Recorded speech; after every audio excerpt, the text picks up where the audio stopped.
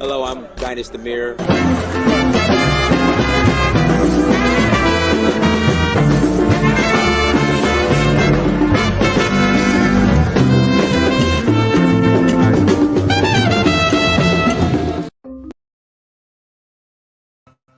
Peace, family. I hope all is well. I hope you're Thursday. Man, it's already Thursday. We're already in November. The year is almost over. I hope it's going well. Listen, guys, ignore the background noise. The background noise is too much. Let me know. My lawn guy is here doing the lawn or whatever. So, guys, do me a favor. Hit the like button again. Please hit the like button. Also, make sure you share. Also, make sure you subscribe. And listen, if you are watching this, if you have not bought the documentary In Search of Uhuru, if you have not bought the documentary In Search for Uhuru, please go and buy the documentary. Again, please go and buy the documentary. Somebody said Roland Martin's having a breakdown. I mean, we'll get into the topic here shortly, but please go to Search for Uhuru and buy the documentary, please. Please support the documentary. Visit Search for Uhuru and buy the documentary. I will greatly appreciate it. Today's Wednesday. Oh, it's today Wednesday or Thursday? Today's Wednesday. I'm tripping. I thought today was Thursday. I apologize. I'm tripping. Shout out to Delina, everybody. Everybody, shout out to Delina in the chat room. Body Butter Plug. Shout out to you in the chat room. I got me some butters, some cocoa butter. Yeah, cocoa butter. No. I got shea butter from you. Got some shea butter. But guys, if you have not bought the documentary, again, if you are watching this, if you have not bought the documentary, please go to searchforuhuru.com. Again, please visit searchforuhuru.com and buy the documentary. Now listen, this document. Let me read a review I got. Somebody sent me this morning. Hold on one second. Let me read this review. That someone sent me this morning. Let me scroll through here. Like I said, the reviews are coming in. People love the documentary. Guys, give me a second. Let me pull it up. Here we go. My brother, I'm 30. I'm about 30 minutes into the doc. I effing love it. I know we have yet to physically meet, but bruh, I'm super proud of you for doing this. I'm definitely going to spread the word. So that's one of the reviews that I got this morning. So guys, please go and support the documentary. It is inspiring people to travel to Africa, to visit the continent, to be 10 toes down on the ground in Africa. And I'm just thankful that I was put in a place to make an impact and inspire people to travel to the continent. And I promise you, if you are considering traveling to Africa after you watch this documentary, it's going to be a no-brainer and you're going to go. With that being said, we are running a contest. The contest started this past Sunday and is until the 27th. Again, it started this past Sunday and is running till the 27th. If you buy a copy, a stream, if you purchase a stream of the documentary, okay, you will be entered into a contest to win a trip on one of our group tours to Africa. We're going to Sierra Leone in April, Senegal in May, Nigeria in August, and Zanzibar in November. But we have to get 3,000 streams purchased within a 3-week period. And that period started last Sunday, and it's extending, and it's until the 27th. We get 3,000 purchases of streams. I will do a drawing on the 28th, and a lucky person is going to win a trip on one of our group tours that will win a trip. So guys, if you have not bought the documentary, please buy the documentary. Please support. I really appreciate it. This is life work. And I'm asking that everyone buy the documentary. I know you guys consume entertainment in some type of form. So I'm asking that you buy the documentary. It's only $10.99. The documentary is $10.99. You stream it and it's yours for life. You can stream it as much as you want to on any device. Just set up your login when you buy it and it's yours. So I appreciate it. I love y'all. Thank you so much. Tours. We are rolling to Sierra Leone in 11 days. In 11 days, we are rolling to Sierra Leone. Listen, if you are a last minute person or a spontaneous person, you're like, listen, I want to go. I want to roll to Sierra Leone. Again, if you are a spontaneous person and if you want to roll to Sierra Leone, we will love to have you. We will love to have you. Also, we're going to back to Sierra Leone in April. We're going to Senegal in May for the Jazz Festival. We're going to Nigeria in August for the Oshun Festival. And then we are going to Zanzibar in November. So go to Danfo, D-A-N-F-O, Danfo, D-A-N-F-O.Africa. Click on travel, and you'll see where all we're going. Again, go to Danfo.Africa. We would love to have you on one of the tours. Everyone, if anyone who's watching this, in fact, Marie has been on one of our tours. She came to Nigeria. In fact, she came on the first inaugural tour to Nigeria back in 2019. So shout out to Marie Shine. Thank you for the support. She's in the chat room. Who else is in the chat room? That's been on one of the tours. Yeah, I think that's it. That's all I see. But yes, come and join us on listen, everyone, please support Dynast. It's a great documentary. Support Black business. Hey, thank you so much. It means a lot. Again, thank you so much. It means a lot. Thank you for the support. And also go to Danfo.Africa if you're interested in going to the continent. We got you. We got you. So let's jump into today's topic. Today's topic, if you guys don't know, Stacey Abrams, she lost yesterday in the election. And I know a lot of people are emotional. You know, they blaming black men, they're blaming white supremacy. And, you know, instead of, so when I play sports, like when I play football, if we lost a game or even if we won the game, right? So we played a game on a Friday or Saturday, we would have what is called film on Monday. And we will watch film and we will break down the mistakes. What do we do wrong? So there's really no pointing fingers because that's what people are doing now with Stacey Abrams. People are pointing fingers.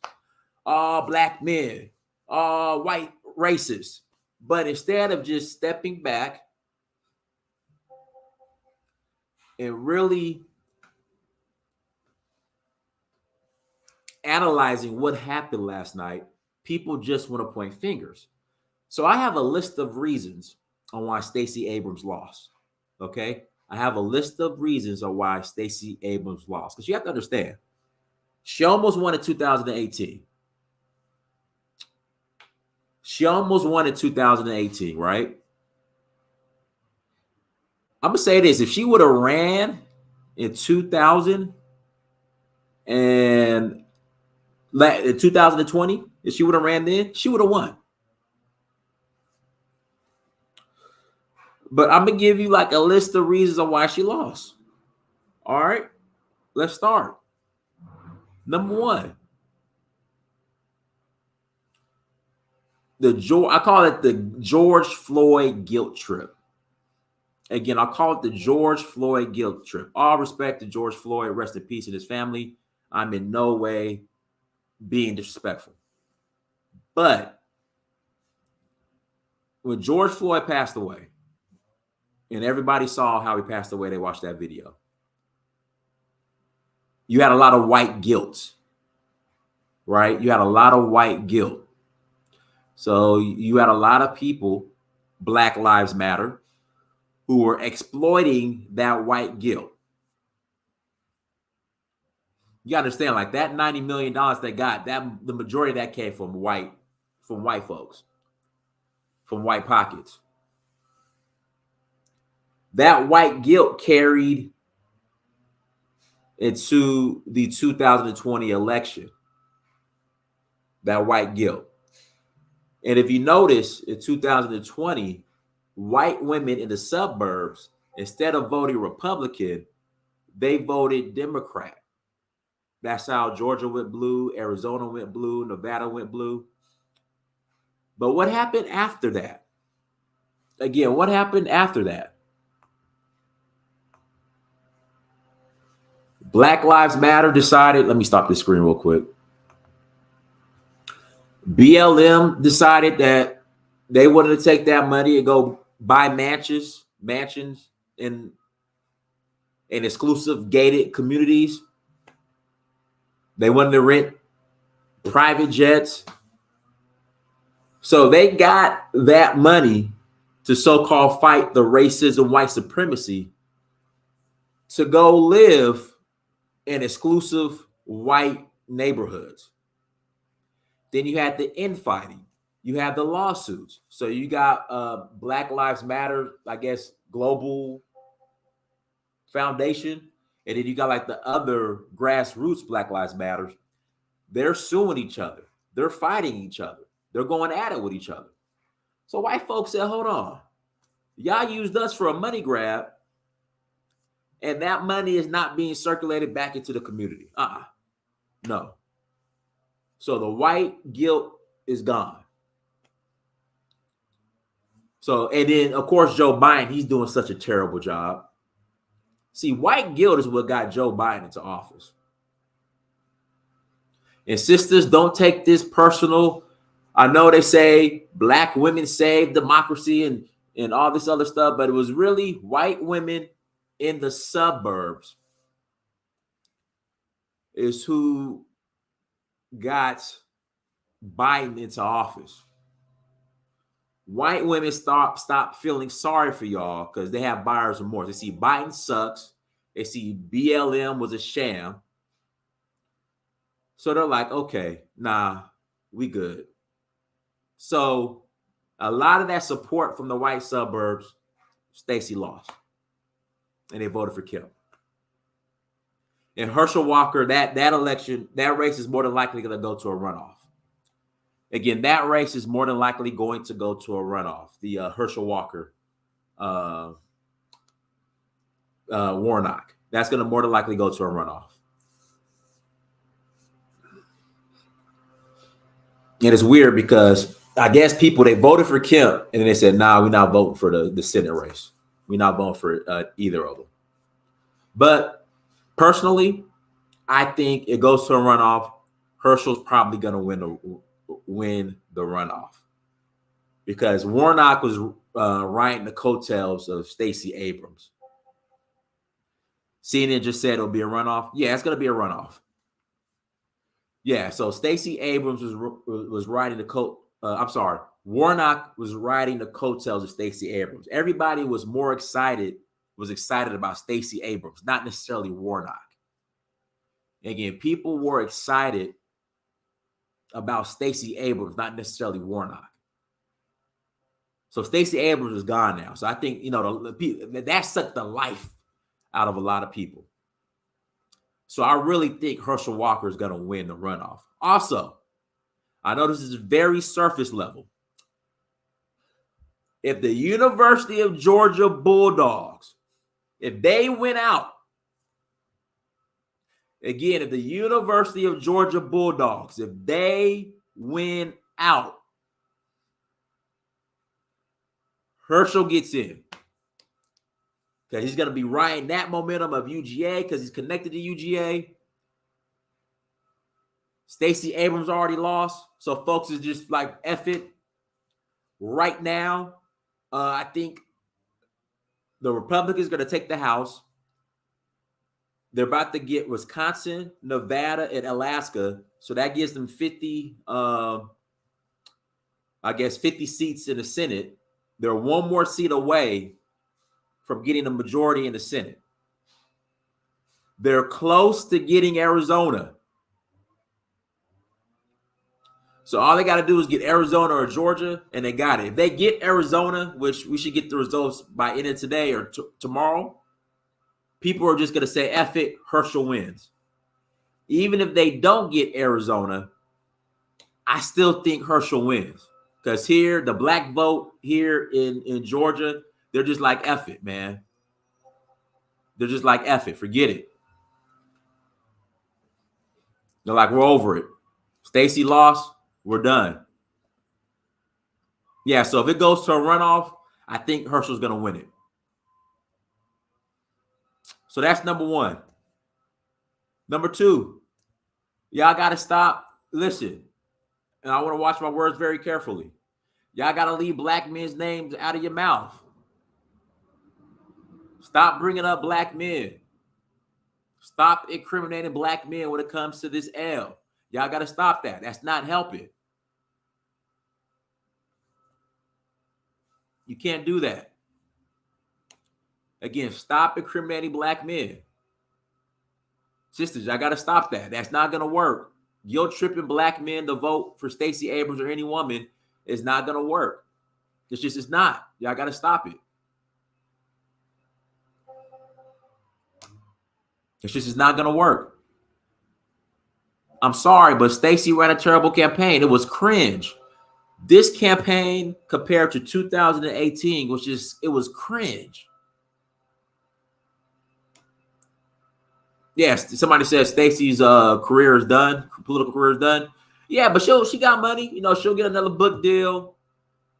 She'll be on MSNBC, you know, as a contributor, or CNN. She'll probably be on CNN as a contributor. You know, but yeah, it's done. It's done. But again, you guys got to stop incriminating black men. Like I said, she just didn't run a good campaign. It was cringe. Hold on, let me pull this video up. Let me pull this video up.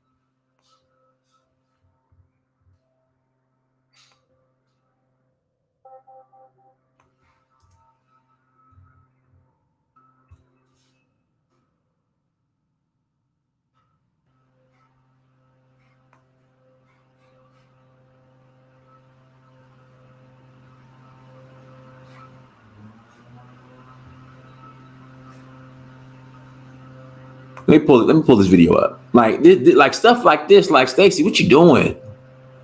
I mean, everything was abortion. It's like, oh man, everything abortion. But let me play this video real quick. Like this was just cringe. She had so many just cringe moments. I think her cringe moments were worse than Herschel Walker's. Like stuff like this, if you listen to her, worse than Herschel Walker when he pulled his badge out.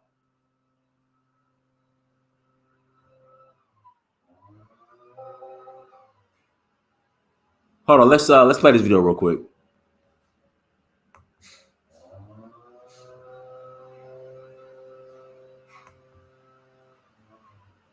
Guys, do me a favor, hit the like button. Again, please hit the like button. Hold on, let's see here.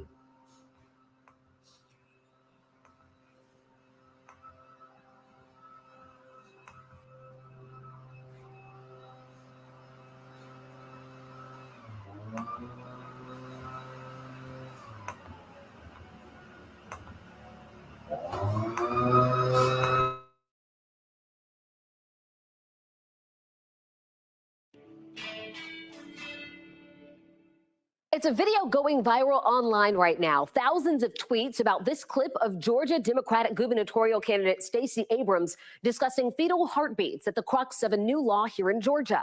Take a listen. There is no such thing as a heartbeat at 6 weeks. It is a manufactured sound designed to convince people that men have the right to take control of a woman's body. Did y'all hear what she said?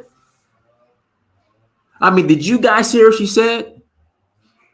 Like, I mean, what made you want to say something like that? Like, this right here was worse than Herschel Walker pulling out his badge. Let's listen again.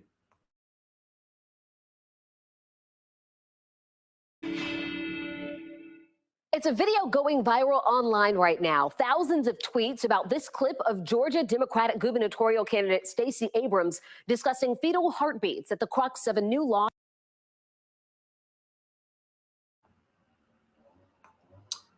There's no such thing as a heartbeat at 6 weeks. It is a manufactured sound designed to convince people that men have the right to take control of a woman's body. I mean, where do you get this stuff from? Guys, excuse the mess my lawn man, please. Yeah. Excuse the lawn. Yeah, like, I mean, where do you get this stuff from? But the thing is, she had a number of just weird, moments, like worse than Herschel Walker. Worse than Herschel Walker.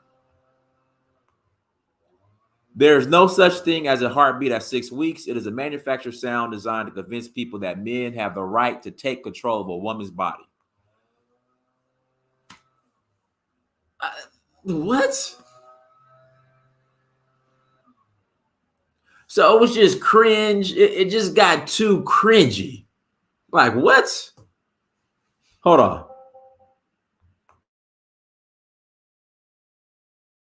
Here in Georgia. Take a listen. There is no such thing as a heartbeat at 6 weeks. It is a manufactured sound designed to convince people that men have the right to take control of a woman's body.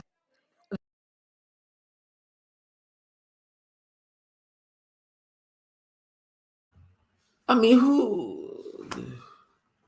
like I said, it was like her cringe was worse than Herschel Walker. Like, what? I mean, what do you like? What? And see, the thing is, sisters, like, listen, women's rights, I get it. You want to do what you want with your body. But is this the stuff you guys make up? Like, is this the stuff you guys make up? Is a manufactured heartbeat that men use to take control? What? Manufactured sound?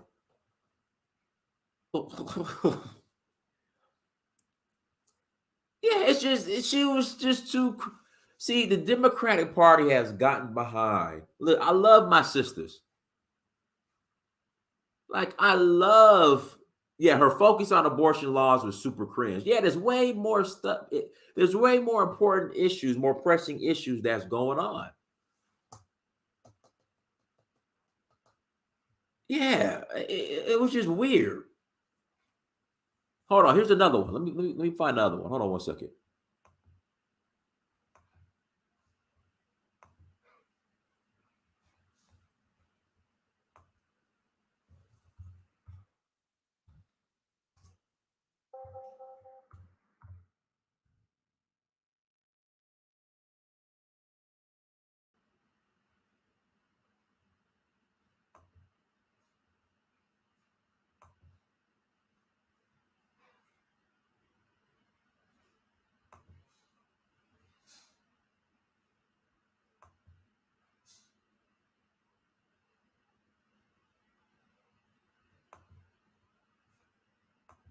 Expansion in Georgia and why we're having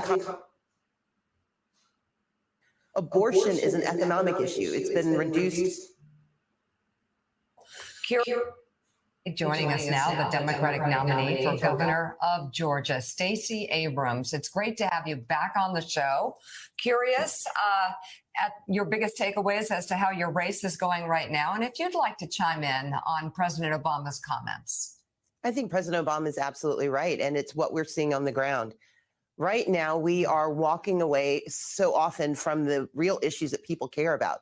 Abortion is an economic issue. It's been reduced to this idea of a culture war, but for women in Georgia, this is very much a question of whether they're going to end up in poverty in the next 5 years, because women who are forced to carry unwanted pregnancies end up in poverty within 5. They're 4 times more likely to be impoverished in 5 years. They're twice as likely to be on food stamps. This is an economic issue, and it's being reduced to this culture conversation. We know that for families that have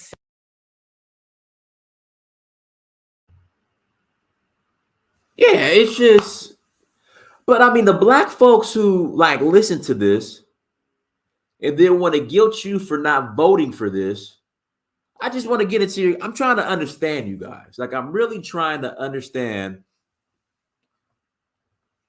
black folks who listen to this and then want to guilt you for not voting for this. You know, see, I just think the Democrats got behind the wrong women. Man, I'm all about supporting my sisters. You know, I love y'all, even though y'all claim, that, even though y'all be coming after me sometimes. It's okay. It's okay. I know where it's coming from. I get it. I ain't mad. I still love you. But y'all just be getting I think, like Vice President Kamala Harris. Why not get behind Karen Bass? Karen Bass would have been a better fit for Vice President than Kamala Harris. I mean, why couldn't we get Cynthia McKinney to run for the Democratic Party? I mean, Cynthia McKinney would have been perfect for the Democratic Party. But Stacey Abrams and Kamala Harris, it's just, it just doesn't make any sense. So that's why she failed. That's why she failed. Nah, black folks fell for this one. I didn't. I said, hell no. Guys, do me a favor. Hit the like button. Let's get those likes up. Let's get those likes up. Again, please, let's get those likes up. Hold on one second. Let's check out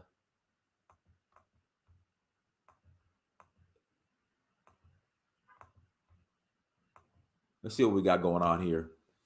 As far as yeah, I think I think someone said, CNN said that the Georgia Senate race is going to the runoff. That's, yeah, here we go right here.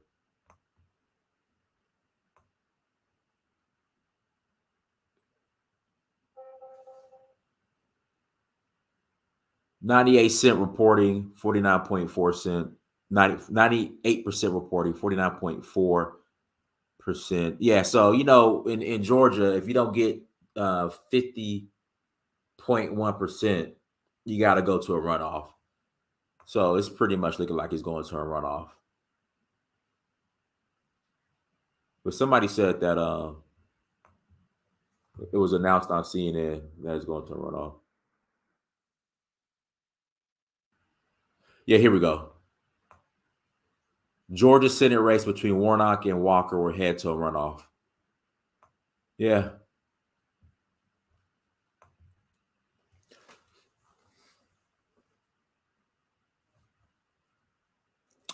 I think Walker pulls it off. I think Walker wins. He got this far. And like I said, black folks are just, since Stacey lost, black folks, they're depressed. I don't think black folks are as depressed when Trump won, but black folks here in Georgia, man, they sad. They are sad. They're sad, man. Black folks here in Georgia, man, they woke up this morning depressed. They woke up this morning depressed, out of it. I can't believe, these folks voted for Kemp. I can't believe that these folks voted for Kemp. I can't believe it.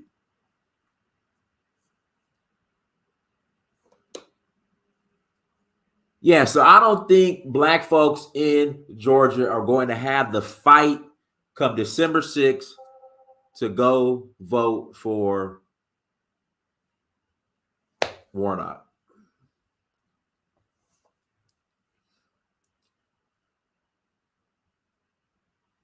With no independent candidate in the race, Warnock wins. We'll see. Like I said, it's going to be, like I said, excuse me. Like I said,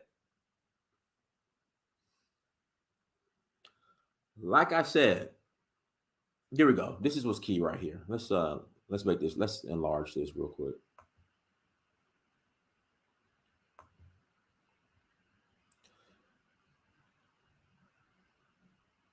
So where's Wisconsin? This is Wisconsin right here. Is that Wisconsin? Hold on one second, guys. I'm trying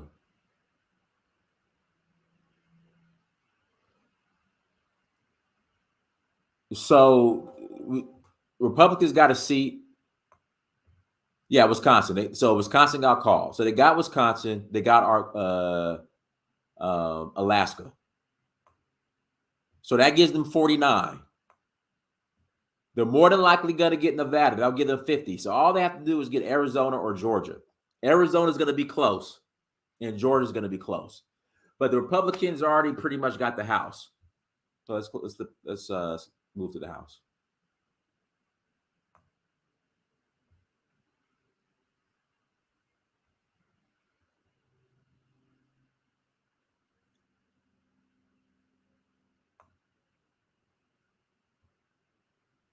So 218 seats to control the House. So Republicans need 12 competitive seats to gain control of the House. So the Republicans are going to get the House. Republicans are going to get the House.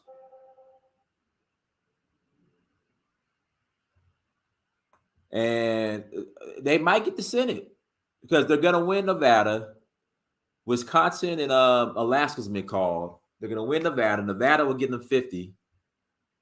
And then Arizona's going to be close. They might get it might be official. They'll get the Senate this week. And if they get the Senate already, I'm telling you right now, folks are going to check out in Georgia because Warnock was running on Stacey Abrams' coattails. And Stacey, she's done. She's done. Let's see what's going on in Nevada. Here we go. So in Nevada, 80% of the vote is in. Laxalt is up 49 by around 2.7%. And 80% of the vote is in. Yeah, so Republicans going to get Nevada. Let's see what's going on in Arizona.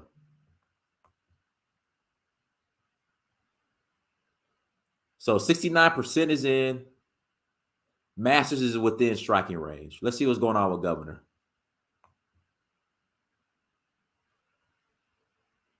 In Arizona. Let's see where Kerry Lake is at.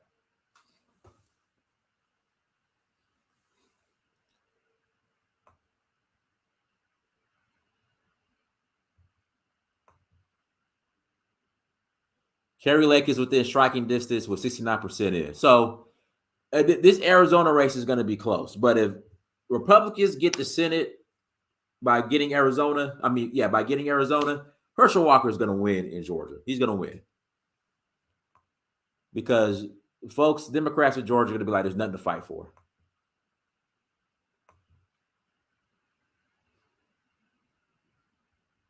Guys, do me a favor. If you have not hit the like button, do me a favor, hit the like button and subscribe. Again, hit the like button and subscribe, okay? Hit the like button and subscribe. We're going to take a quick commercial break. I'm going to put the link in the chat room. If you want to call in and add to the conversation, you're more than welcome to call in and add to the conversation. But I just need you to hit the like button, call in, add to the convo, and we're going to take a quick commercial break. Hey, you guys, it is your girl Alexis Fowler coming to you with a special sale of 40% off all of my services when you use promo code VIP40 at alexisfowler.com. As a brand designer and consultant, I provide services like digital art, logo designs, packaging designs, web designs, social media flyers, and much more. If you're an entrepreneur with a business or a startup company and you need help with branding and graphic design, make sure you take advantage of this opportunity with 40% off using promo code VIP40 to get 40% off on all my services at alexisfowler.com. All right, guys, hit the like button again. Please hit the like button. Also, if you have not bought the documentary, Let's see here. Warnock is not losing a runoff. Just take the L on this one, Dynast. Okay. All right. I mean, listen, if that's what that's how you feel.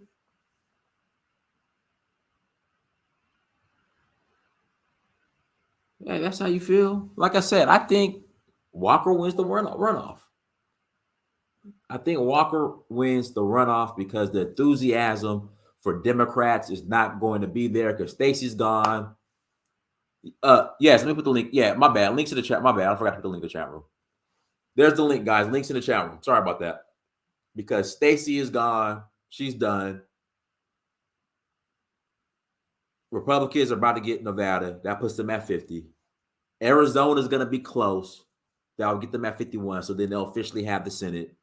And there's nothing to fight for in Georgia. And like I said, black folks are just like, whatever. Stacey lost. But link is in the chat room. Again, links in the chat room. Where are we at with these likes? Moderators, where are we at with these likes?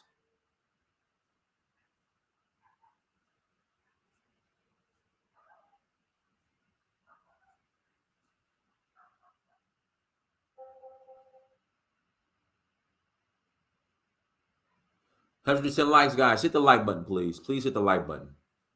But again, links in the chat room. If you'd like to call in, go ahead and call in. No, Warnock didn't win. We're going to a runoff.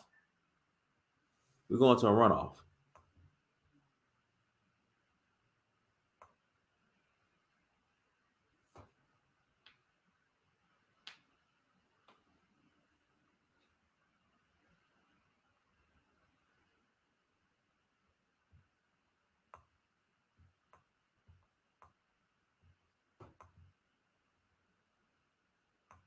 $117 likes, guys. Let's get the likes up, please.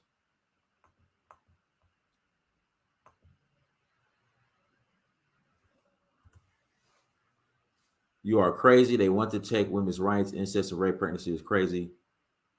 But if they choice 2 months and up is murder. No. That's not how it works. They got the heartbeat bill here in Georgia. Bala, go ahead. Unmute yourself.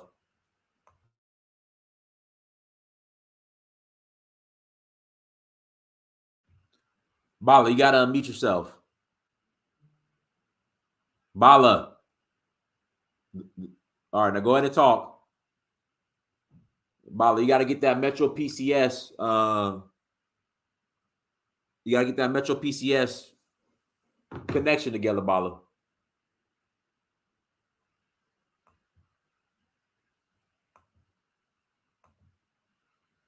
Okay. But I'm still kind of shocked that Herschel didn't win yesterday. I'm still kind of shocked that Herschel didn't ride the coattails of Kemp. Again, I'm still shocked that Herschel didn't ride the coattails of Kemp.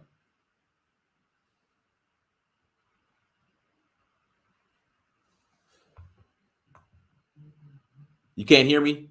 Guys, can you hear me? Hey, that's on you, Bala. Bala, maybe leave the chat and come back in. Leave the chat and come back in. That's on you. Bala, can you hear me now? Yeah, Bala, that's on you. Leave the chat and come back in.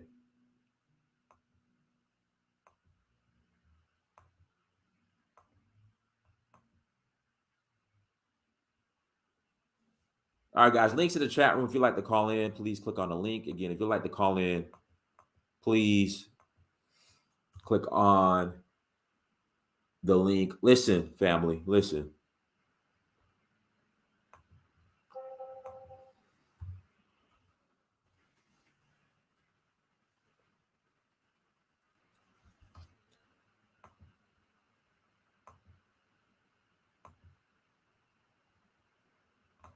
If you have not bought the documentary In Search of Uhuru, I am humbly asking, okay? I am humbly asking.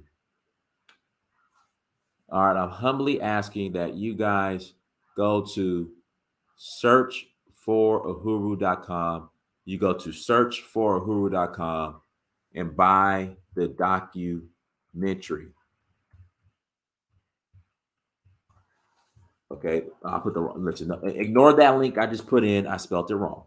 Go to search for Uhuru.com and buy the documentary. So I already spoke about the contest. I'll tell you guys about the contest again. Listen, if the contest started on the 7th, again, the contest started on November 7th. Between November 7th and the contest is going to end in 18 days on the 27th, we get 3,000, again, 3,000 purchases, 3,000 streams. Okay. I'm going to pick a lucky winner, and you're going to win a trip on one of our group tours. Again, when you buy the documentary, you're entered into a contest. Okay. I'm running a contest, running a promotion. So when you buy the documentary, you're entered into a contest, into the promotion. All right. We get 3,000 purchases, 3,000 streams. All right. I would choose a lucky winner on the 28th of November, and you will be joining us on one of our group tours. You will win a trip on one of our group tours, either Sierra Leone in April, Nigeria in August for the Oshun Festival, Senegal in May for the Jazz Festival, and Zanzibar in November. All right. So listen, if you have not bought the documentary, buy the documentary. It's getting great reviews. I'm not putting it on Amazon or Netflix. I'm streaming it on my own site. And yeah. I plan on expanding the streaming site, the streaming service. So guys, I need your help. Okay. I need your help to grow the platform. We always talk about buying black and building black, and these folks could censor us. Well, I'm trying my hardest to navigate away from centralized content and start my own. So I won't be censored at all. So please go to searchforuhuru.com, click on that link, buy the documentary, family. I will greatly appreciate it. Let's get Bala on here. Go ahead, Bala.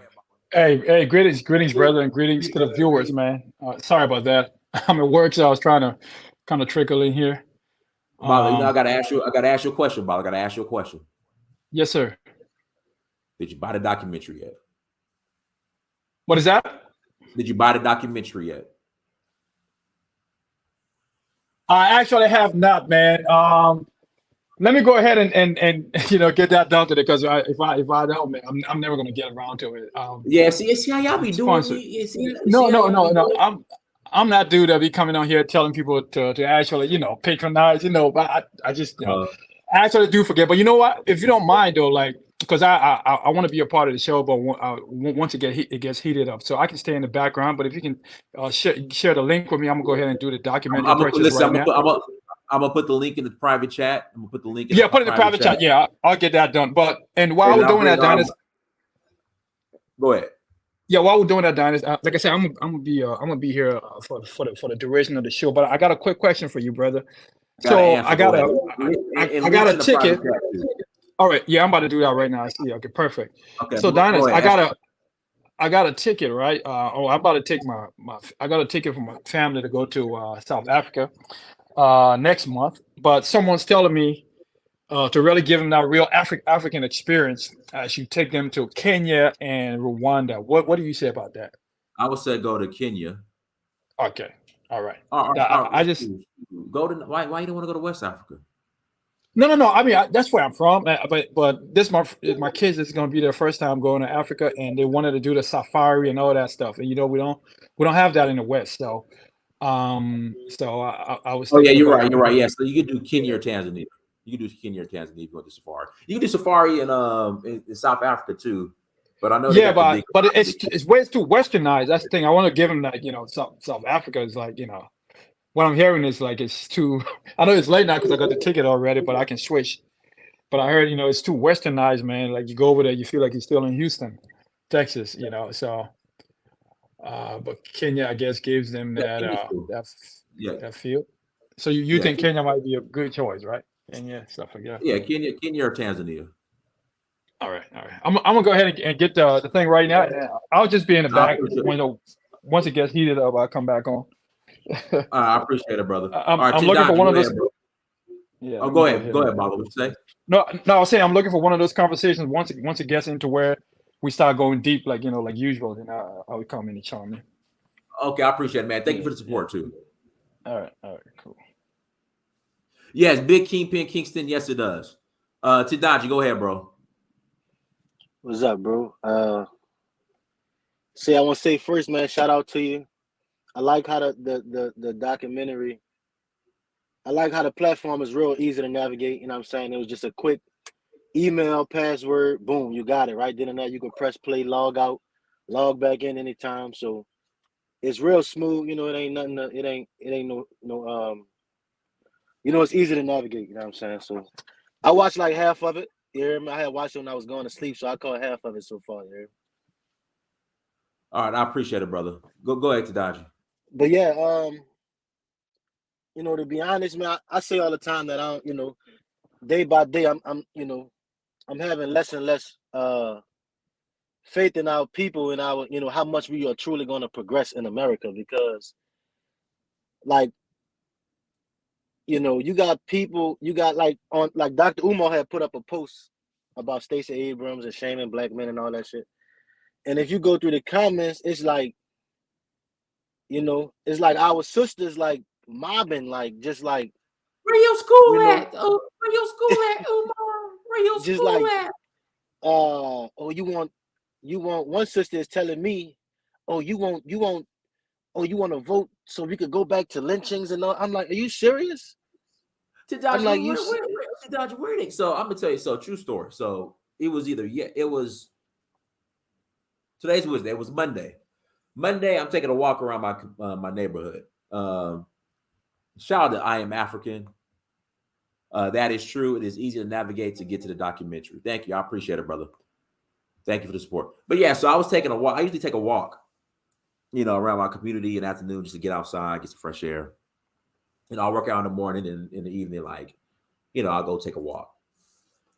So I had on my University of Georgia football t-shirt, and some elders are like, go Dogs. And then I said, go Dogs. And I said, make sure y'all vote for Herschel Walker on Tuesday. Oh, Lord, you should have said that. Bro, listen. And the thing is, these are like older black men, like 50s. You think 60s. They know better? Listen, bro, they're gonna take away our democracy, brother. They're gonna take away our democracy. And I said, I asked them, I was like, what do you mean by that? Be specific. They gonna make it where us black folks can't vote. We ain't nobody gonna be able to vote. It's gonna be a dictatorship. And I just looked at him, and this is what I said to Dodgy. This is what I said to Dodgy. This is what I said to him. I swear to God, this is what I said to him. I said, in the year 2022, if you allow another group of men take away your right to vote, you deserve not to vote. And they didn't respond. They ain't say nothing. No. And it's like these white folks know us so well. You know what I'm saying? It's like they didn't put us on this path, and they know the rest is on autopilot. Like, I'm gonna be transparent for a minute. Like, I'm 28. You hear me? And the first time I voted, even just coming up, we know it's just like Democrat. You just vote Democrat. Before you even learn what the word vote means, you know how you gotta vote. They tell your mama, everybody. So I voted for Barack Obama the second time, and I wasn't really interested in it, but I'm like, shit, I gotta do this. You know what I'm saying? I got to do this. So, the past, I would say like, let's say 5 years ago, I understand the mindset, because I was like these people. Like, I wasn't thinking for myself. You know what I'm saying? Like, I'm into all this shit they saying I should be into. Oh, the climate change, the gun control and all this shit. Because at that point, I wasn't thinking for myself. You know what I'm saying? Like, I was on autopilot. I was just going off of, this is what You know, so now that I'm a man though, and you telling me these is 50-plus-year-old men. Now that I'm a man, it's like, all right, I have a list of priorities, and I vote based on my priorities. I'm a business owner. I wanna be able to own a gun, like these things.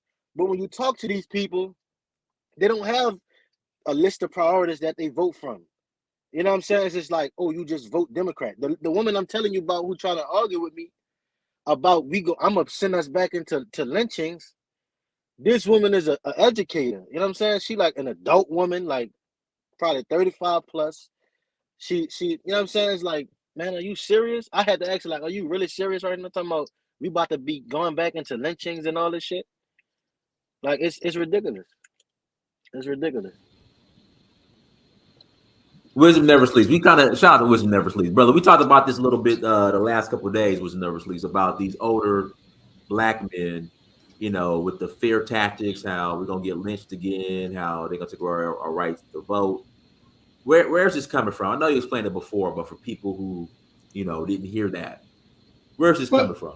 Like I say, it's almost like I could give you an analogy. If you with your parents who always promising you everything but never deliver, they may abuse you, they may whip you, they may have a curfew for you, and you obey everything they say. You still stand up for them, and they'll say, "I need money from you. I need some change when you go to work. I need you to help pay a bill, and I promise you that I am gonna make it better here at the home for you." But every time you do everything that you require to ask of, and they still don't deliver, and no matter what they do to you, you still say, "Well, that's mama, that's daddy." And that's what the Democratic Party mindset is given to black people. Because they're always saying, we're going to give you something, we're going to do this for you. It's a lot of promises with a little bit of delivery that's just normal. And so they don't want to get away from what they have felt accustomed to for these last 60 or 70 years, really longer than that, honestly. It's really 300 or 400 years. So it's just hard for them to walk away from that. And when you tell your story about the other men out there that said what they said, it's the fact that they seem to be afraid as well. I don't get it, because I'm sure someone was my age. So if I'm willing to be always listening to anybody of any age and information, be willing to listen to what religion was and what it did, even though I grew up in it, and still be willing to grow and change, there's no excuses for just being old and stuck. There's none. That's just fear to me, or what you're used to. It's like people go to a church and they'll go to the same church no matter what happens in the church, because grandmama went there, big mama they call them, granddaddy went there, and they'll assume, and I watched this, they'll assume the same role that those people had and continues in the same realm of the church. We do it with voting, because mama, grandmama, granddaddy, and great always voted and talked that way. Then I must follow that because that's my connection. The path of least resistance. It's not my freedom I'm searching for. It's my belonging, my approval, my love. And I get that because it's connected to my lineage. So whatever's been done, we still continuously do. So until the older ones also use wisdom and say, you know what, let me listen to this young guy, let me listen to this young lady and see what they're talking about, so I can really hear it and digest it and operate in that. Is the truth really that uncomfortable? Yes. When you are comfortable, you don't want the pain of the uncomfort. But really, real healing comes through your first pain. It's just like getting a cut. Somebody can cut you to hurt you, but there's a physician can cut you to heal you. Is that making sense to anybody? You can be cut. You can be cut to be hurt and killed, but you can also be cut to be cured and healed from the right cut. And most people getting cut out here with the same old processes being hurt, but they don't want to cut to be healed because that still hurt either way it goes. But at least you got someone trying to get you better than to just take you out. Agree. So, go ahead. Was never go ahead. So when we talked about yesterday, what is happening is for real about this runoff. You and I suspected there was going to be this particular part going on. And the problem is that you have 3 to 4 more states, Nevada, Georgia, Arizona. Why do you have machines breaking down? Why do you have voting issues going on when all the stuff was talked about from the 2020 election? Why would you even have anything to look suspicious? Why? Because you don't care. You don't care. Your need for power, to remain in power. Because remember, they know they've lost the Senate seats. But if we can just hold on to the House, we can keep Grandma Nancy Pelosi in power. We can keep them writing the laws. No. Listen, they're losing the House. The Senate is what's up for grabs right now. Okay, well, they was talking about the House too narrowly. But let's say the House, they're going to lose the House. They're going to lose. Okay, so even with the Senate, so what happens is, the Senate have a stronger move than the House. So with the House, that's one always call themselves impeaching every president. It's from the House. They never get past the Senate. So they really do need the Senate. Why? Because if they can at least keep a tie in the Senate, they still got the fake black Kamala Harris to be the deciding vote in a lot of things. And if they know they lose the Senate, along with the House, what only will be left is Grandpa Biden with executive orders. That is the only way they know they'll get things passed going forward, other than the state level. I got a question. I got a question I want to pose a question to the sisters that's listening. And I want the sisters to call in. The elder just mentioned Kamala Harris. I was asking a sister, because she was like, they're doing this thing of shaming black men right now. And I'm like, okay, y'all shaming people for not voting for Stacey Abrams, but y'all did the same thing for Kamala Harris. What has she done? You shame people into voting for her, not voting for her. She hasn't delivered. You know what I mean? Like, I think the sisters need to call in, because a lot of what's happening right now, Donnie spoke about two older black women, but down. I do think we need to specifically, I want to see where the sisters stand on this, because a lot of what I'm seeing is coming from them. You know what I mean? Yeah, let me say this real quick in response to why do you wait on them to come in. It takes me back to when Hillary Clinton was running with Obama. And Obama did bring a lot of young males out into the political arena for the first time. They was working the polls. They was beating the streets. Even though his results didn't carry out, but at least he geared them to do that. So I went to a poll one time. It was with some young men that I knew at the time from the church I used to go to. And they was out working polls. I was surprised to see them. So the lady come out, the black lady come out, oh yeah, I voted for Hillary. I said, wait, what did you just say? I voted for Hillary. We need a woman president. So I stopped. I said, lady, you see those young men working the polls for the first time? They're still teenagers, fresh, ready to go to college, some out of high school. And I said, but you know what your message just told them? That no matter what a black man do at any level, no matter, you would rather vote for a white woman just to have a female in power than to even give support for your own black males. You just told them that when you come out waving your vote, I voted for Hillary. You don't know what you just told them. So how can you build true respect and love from men coming up when you will throw them away even for a white lady to be in power because she's a female? A lot of this goes deeper than what people think when they're always just saying female, female, female, female. If that female is doing nothing for you that's been a face for you, then what are you sending a message to your people? But then you say your men don't love you enough, don't support you, don't protect you, don't do this stuff. But anytime you get to stand with them for a reason, you refuse because it's just you want a female. And that's what happened with Kamala. Everything was about just putting a female out there. They couldn't even give you an authentic you representation. They couldn't even give you a representation of you. They picked someone else that even said they were not black on their birth certificate. Even the father said they were not. And you still do this over and over and over again. You vote for somebody who want to kill your kids that's coming up, could be your messiahs, your saviors, your warriors, and you still vote because it's a female. That's the only thing I see. As much love as I have for you, because I have 5 sisters, a mother, and all those, and they will tell you I talk just like this to them too. We got to stop it and get real, and not just because it's a female. Get the right one if you want one.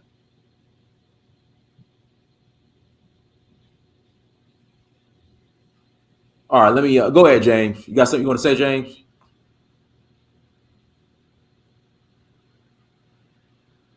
Okay, go ahead, T. Khalid. Oh, we got Chris. I think what black men got to stop doing is focusing on what black women do, because clearly, like the story you just said, Donis, how the two black old men you are talking to, it's talking about how democracy is under attack. If 80% of black men are steady voting for Democrat, and I'm gonna be honest with you, a lot of them make a lot of now noise. Even if you look at the black NBA players or black NFL players, they're always campaigning for Democrats. You look at the Breakfast Club or any black media with a black male face on there, they're all pushing Democrats. So I just don't understand, why are we focusing on black women? Black women are never going to lead the Democrat Party. You know why? Because the Democrats pander to them really hard. And then the Democrats actually offer them something. They give black women jobs. You know, they give them all types of opportunities. It's easier to focus on black men because you can show black men how we're being ignored and attacked in the media, how we are being disrespected. We can point and show what these politicians say about us. All you have to do is just get the majority of black men to stop voting for Democrats, and you have change. But black men waste their time fighting with black women. It's so stupid. You're treating black women as if they're your leaders. That's why you're over here trying to get them on board. They're never going to come on board. You as a man, you're going to have to make that change yourself. That means men, we understand what the problem is, so we come up with the solutions and we wake other men up. Haven't y'all found out it's easier to talk to black men and to wake them up? And if y'all even dated women, you know that you can argue with a woman, don't matter how many facts you show, she will still stick with her emotions. So I just don't understand. Stop focusing on black women. They're never going to come around. We need to focus on ourselves, keep targeting men, keep having these conversations directed towards men. YouTube has more men watching YouTube than women. That is going to be the change when black men wake up, not black women. Let me say this, Dinas. I want to say I think I have a little bit of a different view than you, my brother. I view things, I view us as a collective, and the victory you speak of, as far as focusing on black men because it's easier, and us being able to stop voting for Democrats and what we would achieve because of that. I don't view that as a win. We need to move as a collective. So me speaking, and it's not a focus. If you put it like that, then that's something I would disagree with. But to focus, that's going overboard. But if we can pull sisters like Chrissy up on this panel to speak, like you said, it's easy for us to speak to black men. That's 100% true. Most of the things you said was true. But if we can get sisters who conscious enough to come up here and speak, like another sister in the chat was saying that she have family values and all of that. If we can get them to speak, then they can reach the woman easier. This shit don't happen with just us. We have to move as a collective. You know what I mean? One way or the other, because what will happen is, okay, black men, we reach black men and make them understand why we must vote as a block other than the Democratic Party, with a third party, Republican. If we find a candidate that want to push some of our issues, those issues might be gun rights, taxes, and et cetera, family values, and we achieve that, then what we got? We got black women against black men. The Democrats never gonna stop pandering to black women. So now you're just gonna have what we have now, which is black women just going at black men, and the Democratic Party wielding black women as a weapon even more so than they're doing now. So I don't think we're gonna be able to move together exactly, because black women, they are getting some of the things that they want met, no matter how low that bar is. So we definitely gonna have to lead from the front, but the sisters gonna have to come along with us. What you think about that? Well, I agree, but the thing is, I think, and I see exactly what you're saying. I see exactly what you're saying. The dynamic of if all black men go to one side and black women go to the other side, it sets it up that way. But unfortunately, it's going to have to be that way. temporarily, because the thing is, if we leave things the way that it is right now, we'll lose. If we want black men to be taken seriously as leaders of the community, as the skin of the community, because once you take us out, you don't have no community. We are going to have to make that necessary change first. The thing about it is, if we focus on black women and try to bring them, it's going to be incredibly hard, because you have to understand the feminist aspect. And I also put myself in a woman's shoes. If you have a party talking about women's rights, women's power, elevating women over the men, how women should be bosses and things like that, those things are hard for women to look away from. It's just very hard. And I feel like as black men, we're fighting an uphill battle with that. So how about we let them lose? We take away all that feminist power. We take away the power to censor people, things that stifle us, because we're sitting up here voting for Democrats all the time. We get all the black men on board. I think then we can start focusing on the women. Then we can start showing them how the grass is greener. And also, I believe you will have a unified black male community. I don't believe, and I could be wrong here, maybe I'm naive, that if black women see black men all unified, we are doing our thing, we are working together, we are supporting each other, we are building our own institutions, that they're going to be so stubborn and still try to attack us. You know, maybe the dumb ones, but once we start seeing how we are doing our thing and we can present that to them, they will come around. But for now, man, we got to get all the men on board first, man. I just feel like we're wasting time talking to black women.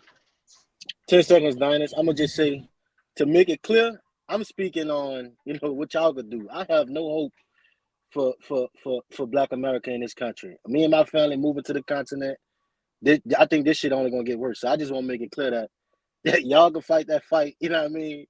I'm getting out of here. I don't have no hope. And that was like 84%, they said, of black males that voted. The thing with what he's talking about, though, is, yes, we must focus on our men to get them to do a lot of things. But keep in mind, over the last 40 to 50 years or longer, there's been mostly single household, single mothers raising most of the men. So when you're talking about them remaining emotional, you must realize that we have a lot of emotional responding men, emotional reactive men, males, should I say. And so we have to cut through that as well. When we're addressing men, we have to keep in mind a lot of those have been raised with that feminine emotional reactive. Not that they're gay, they just have that emotional reactive because that's what they've been raised around. So we have to cut through that as well, even in order to get them to listen and stand up as men as well. So we have to keep that in mind. It's just a lot of that going on.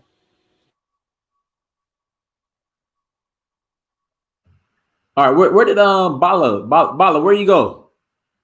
All right, well, guys, okay, go ahead, James. Can y'all hear me, Dennis? Yeah, we hear you. Go ahead. Yeah, we hear you. Go ahead. We hear you. Yeah, I'm sorry, I was muted earlier.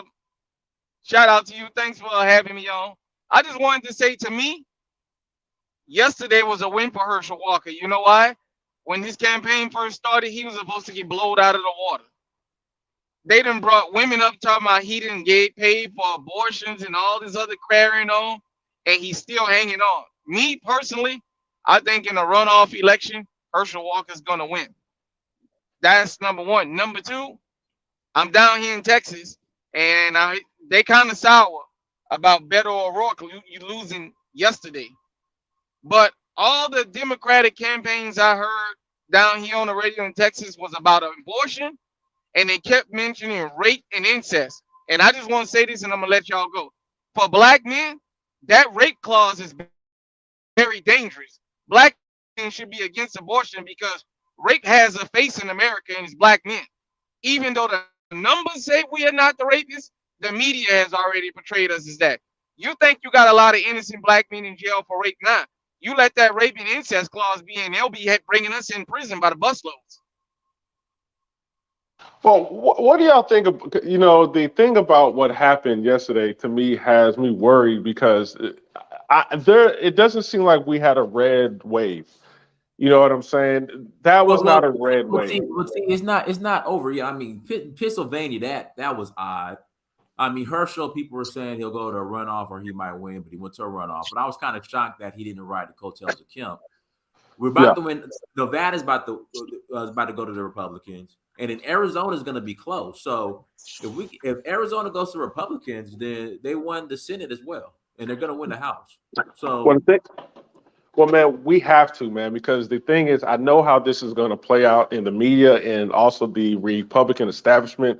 If there's no red wave, everything's going to be blamed on Donald Trump.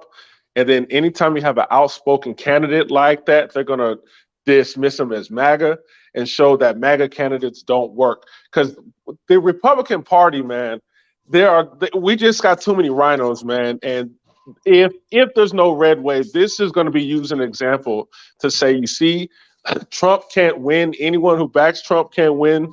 The whole MAGA movement is dead. And then they're going to be electing rhino Republicans like the ones that were having power, like Mitt Romney or Liz Cheney. You know, these do-nothing Republicans who fight for nothing, stand for nothing, keeps losing. So this is why I'm hoping we have to win the Senate. We just have to, man, because I know how the media works. I know how it's going to be played. And it is going to put Democrats in a stronger position if we don't win the Senate at least. Y'all go buy the documentary, man. $10.99. That's it. Y'all gonna get that to a bump. Go cop the documentary. Yep. I'm out of here. All right, for sure. Guys, links in the chat room. If you want to call in, link is in the chat room again. Link is in the chat room. You know what I can say, man? In Texas, I'm in Texas too. A lot of black men in Texas are not rocking with the Democrats also, man. You know, as far as I can see when I talk to them, a lot of them aren't rocking with the Democrats. And this is why I say it's important to focus on black men. The fact that Texas remained red, I really like that. But most of the times when I'm talking to black men who are apolitical, they talk about a lot of the social wars where, you know, black men always being attacked, the emasculation. You know, they point out how a lot of black women in the media, especially on the Democrat side, is constantly attacking black men. In fact, if you look at the media, this is really interesting when it comes to the Kyrie Irving situation, and this is all tying together. Candace Owens made a couple of videos defending Kyrie Irving and Kanye West. And I'm looking at where are the black liberal women coming out in defense of them. In fact, there was an article written by this black woman called Goldie Taylor. Of course, she's on the liberal side. And she's over here saying that, and also Jamel Hill, we'll go ahead and include her into that. They're saying that anti-Semitism is ingrained in black men and that black men like Kyrie Irving and Kanye West is influencing young black boys to be toxic. So all you have to do is just point this out to black men. I will send you both of those articles. I just summed it up. But all you have to do is point this stuff to black men to wake them up and say, how can you support this? These are the people who tell you to vote for them. But then they attack you as being toxic in your own community. How can you support this? You can't easily do the same with black women because they don't have articles written about black women. Yeah, I'll send you those articles so that you can see it. Yeah, that's crazy. That's crazy. Guys, do me a favor. Hit the like button. Again, please hit the like button. The link is in the chat room. I know, Chrissy, I saw you in the I guess the queue, but you dropped off. Tiarka, call in, Tiarka. Call in, Tiarka. Click on the link and call in, Tiarka. You know, and normally, everybody normally want to come in, bro. I think they scared to get asked about the documentary. Man, y'all come in, man. Come in and contribute to the stream. Why would they be scared about me asking about the documentary? I mean, it's just listen. It's $10.99. I mean, I'm not good enough for $10.99 a documentary. Goodness. I mean, yeah, I'm passionate about my documentary. Man, brother T, what they said about black men being intrinsically anti-Semitic, that sounds crazy. I can't even believe somebody would say something like that. The author name is Goldie Taylor, man. They say all kind of. Yeah. Yeah, man, I had to Google who that black woman is. It's like it says black anti-Semitism ingrained in black men or something like that. And I thought it was a white liberal woman who wrote that, but I was like, yes, of course it would be a black liberal. Because so what they do is that they have black people be the face of white liberals. So the white liberals can escape judgment. They pass Yeah. it on to the Negro liberal slaves to put a black point of view. And this is why you got to point this stuff out to black men, because they got to see how their emotions is being manipulated and how these people truly don't like them. I mean, these people do not like black men because black men are the only ones speaking up.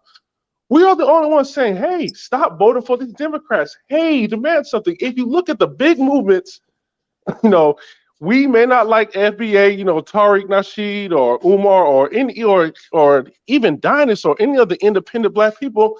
They're all telling black people to vote on policy. None of us is just saying to lay down and vote for Democrats. So they hate us. That's a hatred because we are taking away, quote unquote, their slaves. So yeah, man, Damn. we really have to focus on these black men. You know what I'm saying? With this Herschel Walker thing, I tell black men, we need to, even if you don't like the Republicans, we got to upset the system, still vote for them just to put the Democrats on edge. Stop making them feel like they own you. Make them mad, vote for them, and keep voting for them until they seriously finally come to the table. You got to let them know that you're not playing games. And good job in Georgia. We let them know with Stacey Abrams, we're not having this fake outreach support for black men. You're not going to think that we are too stupid that we don't know what misinformation is. You're going to lose, and we're going to happily say, yep, we did not come together and vote for you. They are going to have to take us seriously. Can I ask the elder a question? Yeah, go ahead. I want to ask the elder, and you can answer it too, T, if you want to. What could somebody...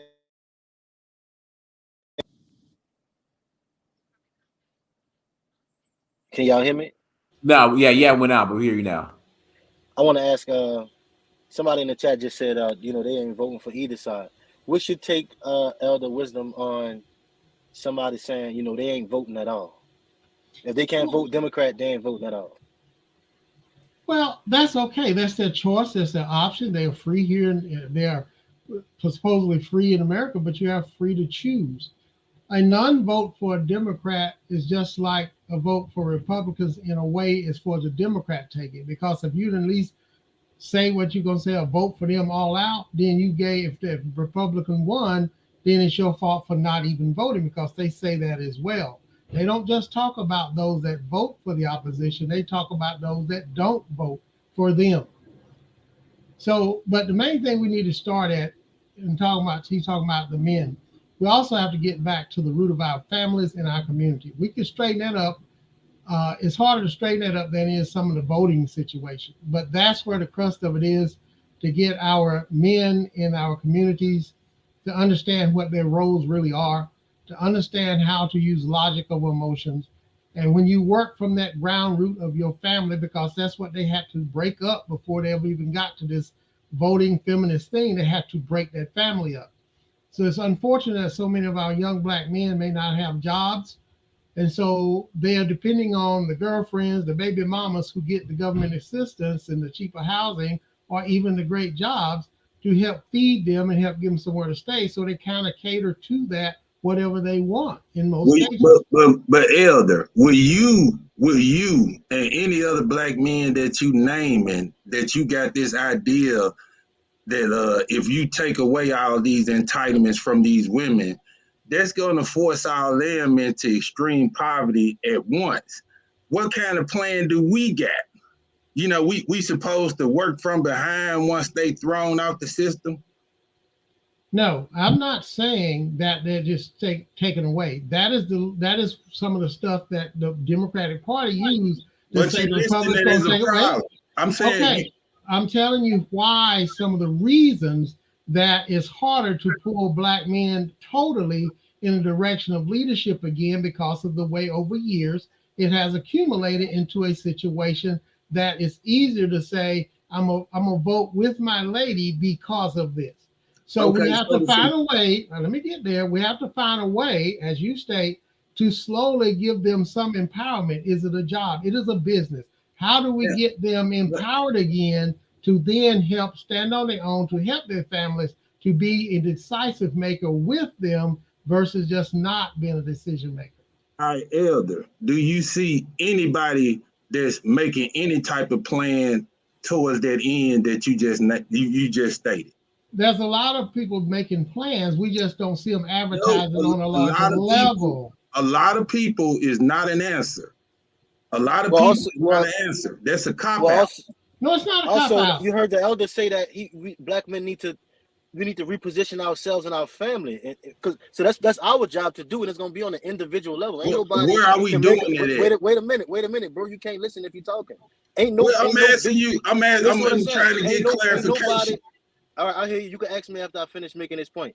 Ain't nobody. There's no group. That's big group that's gonna make a big move for black men to be the head of their families again and fill that void that'll be there when our sisters come away from the welfare program. That's an individual thing. That's not gonna be no big thing. So he did say that. You wasn't listening.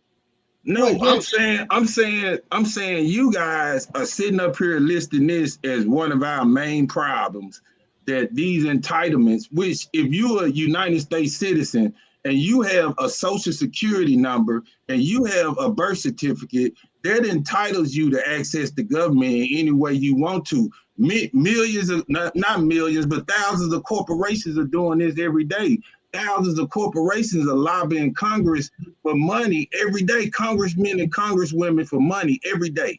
And you're telling this black woman whose man can't take care of his kids for some odd reason. We're not gonna even list the reasons. You're telling her she shouldn't be accessing the government. Now, see, you mentioned, let me stop you, sir. Let me stop you, sir.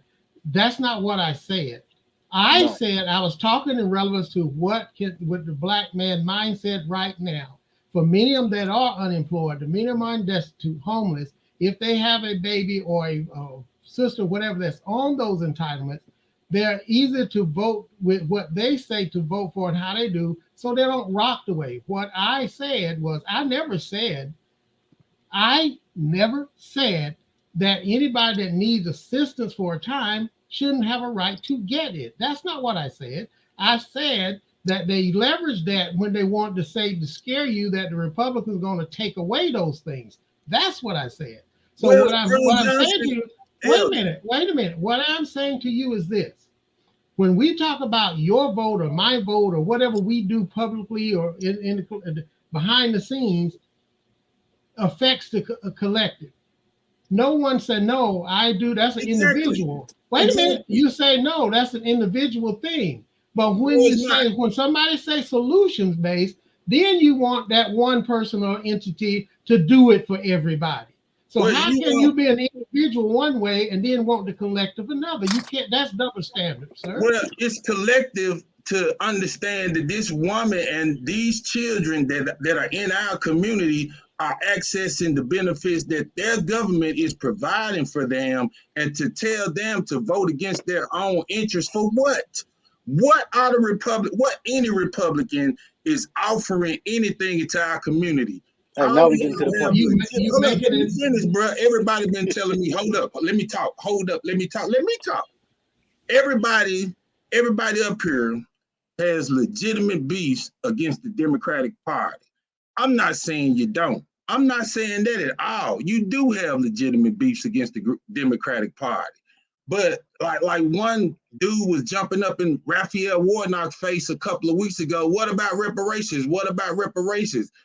That's because the Democratic Party won't give you reparations. That's a reason for you to do about face and say, I'm gonna go vote for a Republican, and the Republican ain't giving you nothing. Absolutely nothing. You're telling us we on the plantation and we're thinking slave minded when and I don't vote Democratic or Republican. I'm just saying you're telling people who vote Democratic that they're somehow slave minded because they are voting in their own self-interest. like the Democrats have somewhere in some faraway state letting somebody gay play on a team full of women. Is that happening in your district? Are you caring about something that's not even happening in your district or in your area? They I can all respond to that. move to That's just erase so easy our to respond to. They all move to erase our history. If you bring up slavery, they gonna call it CRT. They gonna call it woke culture. These what the people you guys are supporting telling us. They want to erase our history. As soon as Donald Trump lost the 2020 election, they gathered collectively in these states and changed voter laws in some way or another in each individual state that was ran by Republicans. You know what I'm All right, saying? let us respond, bro. And they doing this based off of a lie. You know it's a damn lie that it wasn't no election fraud. You'll let them lie to you and tell us that Just like they lied to you about Russia hacking the election in 2016, and you fed it, you repeated it repeatedly over and over again with lies. So please, man, don't try to play that now. I don't worship Donald Trump. That's your problem. You worship politicians. No, but I'm just saying you are being an absolute hypocrite because the media for 4 years had lost a fraudulent investigation about Russia interfering. Every word you say out of your mouth, every sentence you say out of your let him mouth, talk, bro. You notice he hasn't responded. And the other thing about Republicans offering nothing, it's because of black men like you, Tiarka. They're never going to offer you nothing because you never talk to them. And you sit there and you attack every black man who talks to the Republican Party. Quiet, bro. Hold on. Tiarka, I'm answering your question. The reason why we get nothing is because when black men try to talk to them, we got black men like you calling them coons and sellouts. You never allow black men to work with the Republican Party, just like you guys attacked Ice Cube. Y'all didn't allow Ice Cube to work with the Republicans. You acted like a house Negro for the Democrat Party, and you lynched your own black men for talking to them. So yes, that's why you get nothing, because you don't work with both sides. You are politically immature. You are politically immature. You don't know how to work with both parties. You're brainwashed, and you're trying to brainwash others because every other word that comes out of your mouth is talking about Tims and Republicans. Young man. What are you talking about, man? Come on. Just for a second. Let me give you a personal story real quick, because I'm gonna have to go soon. When you said what a person do to help someone, we didn't come up with welfare or anything like that. We had gardens and everything, but I did have a sister. Eventually got into that system. Now, I'm gonna tell you just like it is. So you want to know how it works. She was on that system for a while. So when I moved back home and found out, okay, she's the only one on this system and welfare and things like that, and having to go through all this long lines of whatever. So it seemed okay for her for a little bit, but then there was restrictions. There were limitations on what you give. You had to make it stretch. You couldn't do the extra things. So what did I do as a brother? I went to talk to people that I knew in the restaurant industry at the time, got her a job. She started working. She felt better about herself. She worked till she got to management, where she made enough money. She no longer needed the system. She could finish raising her children and now help her grandchildren. She kept working till she got a better job because she felt even better. And later on, she was able to get married to a military man. Now she has a home. She has all the things that the military offer her as a wife, and she's also can still now work, and she has never looked back. I helped buy her first car so she can get to and from work as a brother, as a man.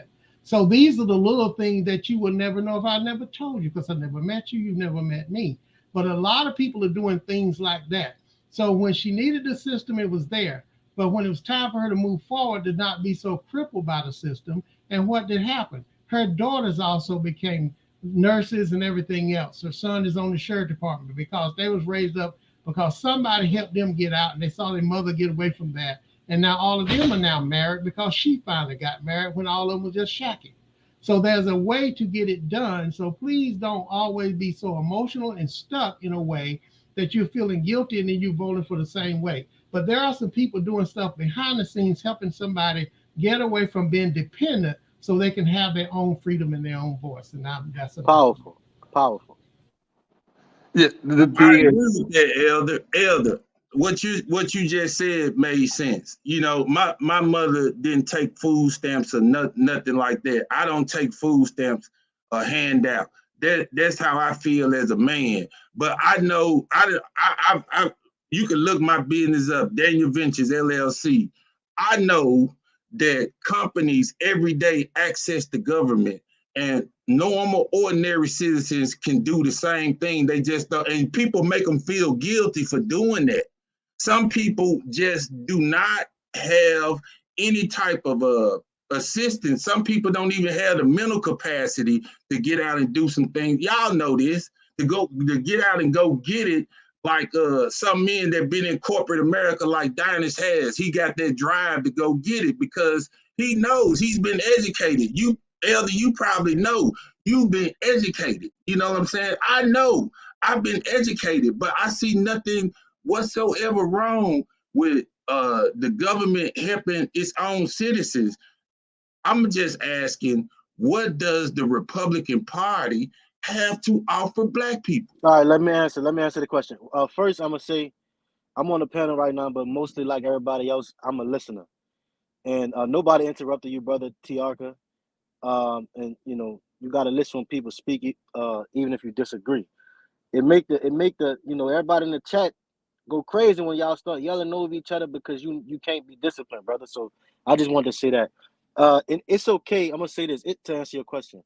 It's okay if we have different priorities, bro. You know what I'm saying? Like you mentioned somebody in a faraway other state, you know, a man on a girl's team or whatever. You mentioned something else, but it was along the lines of, you know, the liberalism, what the Democrats be talking about, and you asking about what the Republicans do as opposed to the Democrats. It's simple, bro. We can answer your question simple. Your priority may not be lower taxes, even though it should be because you're a businessman.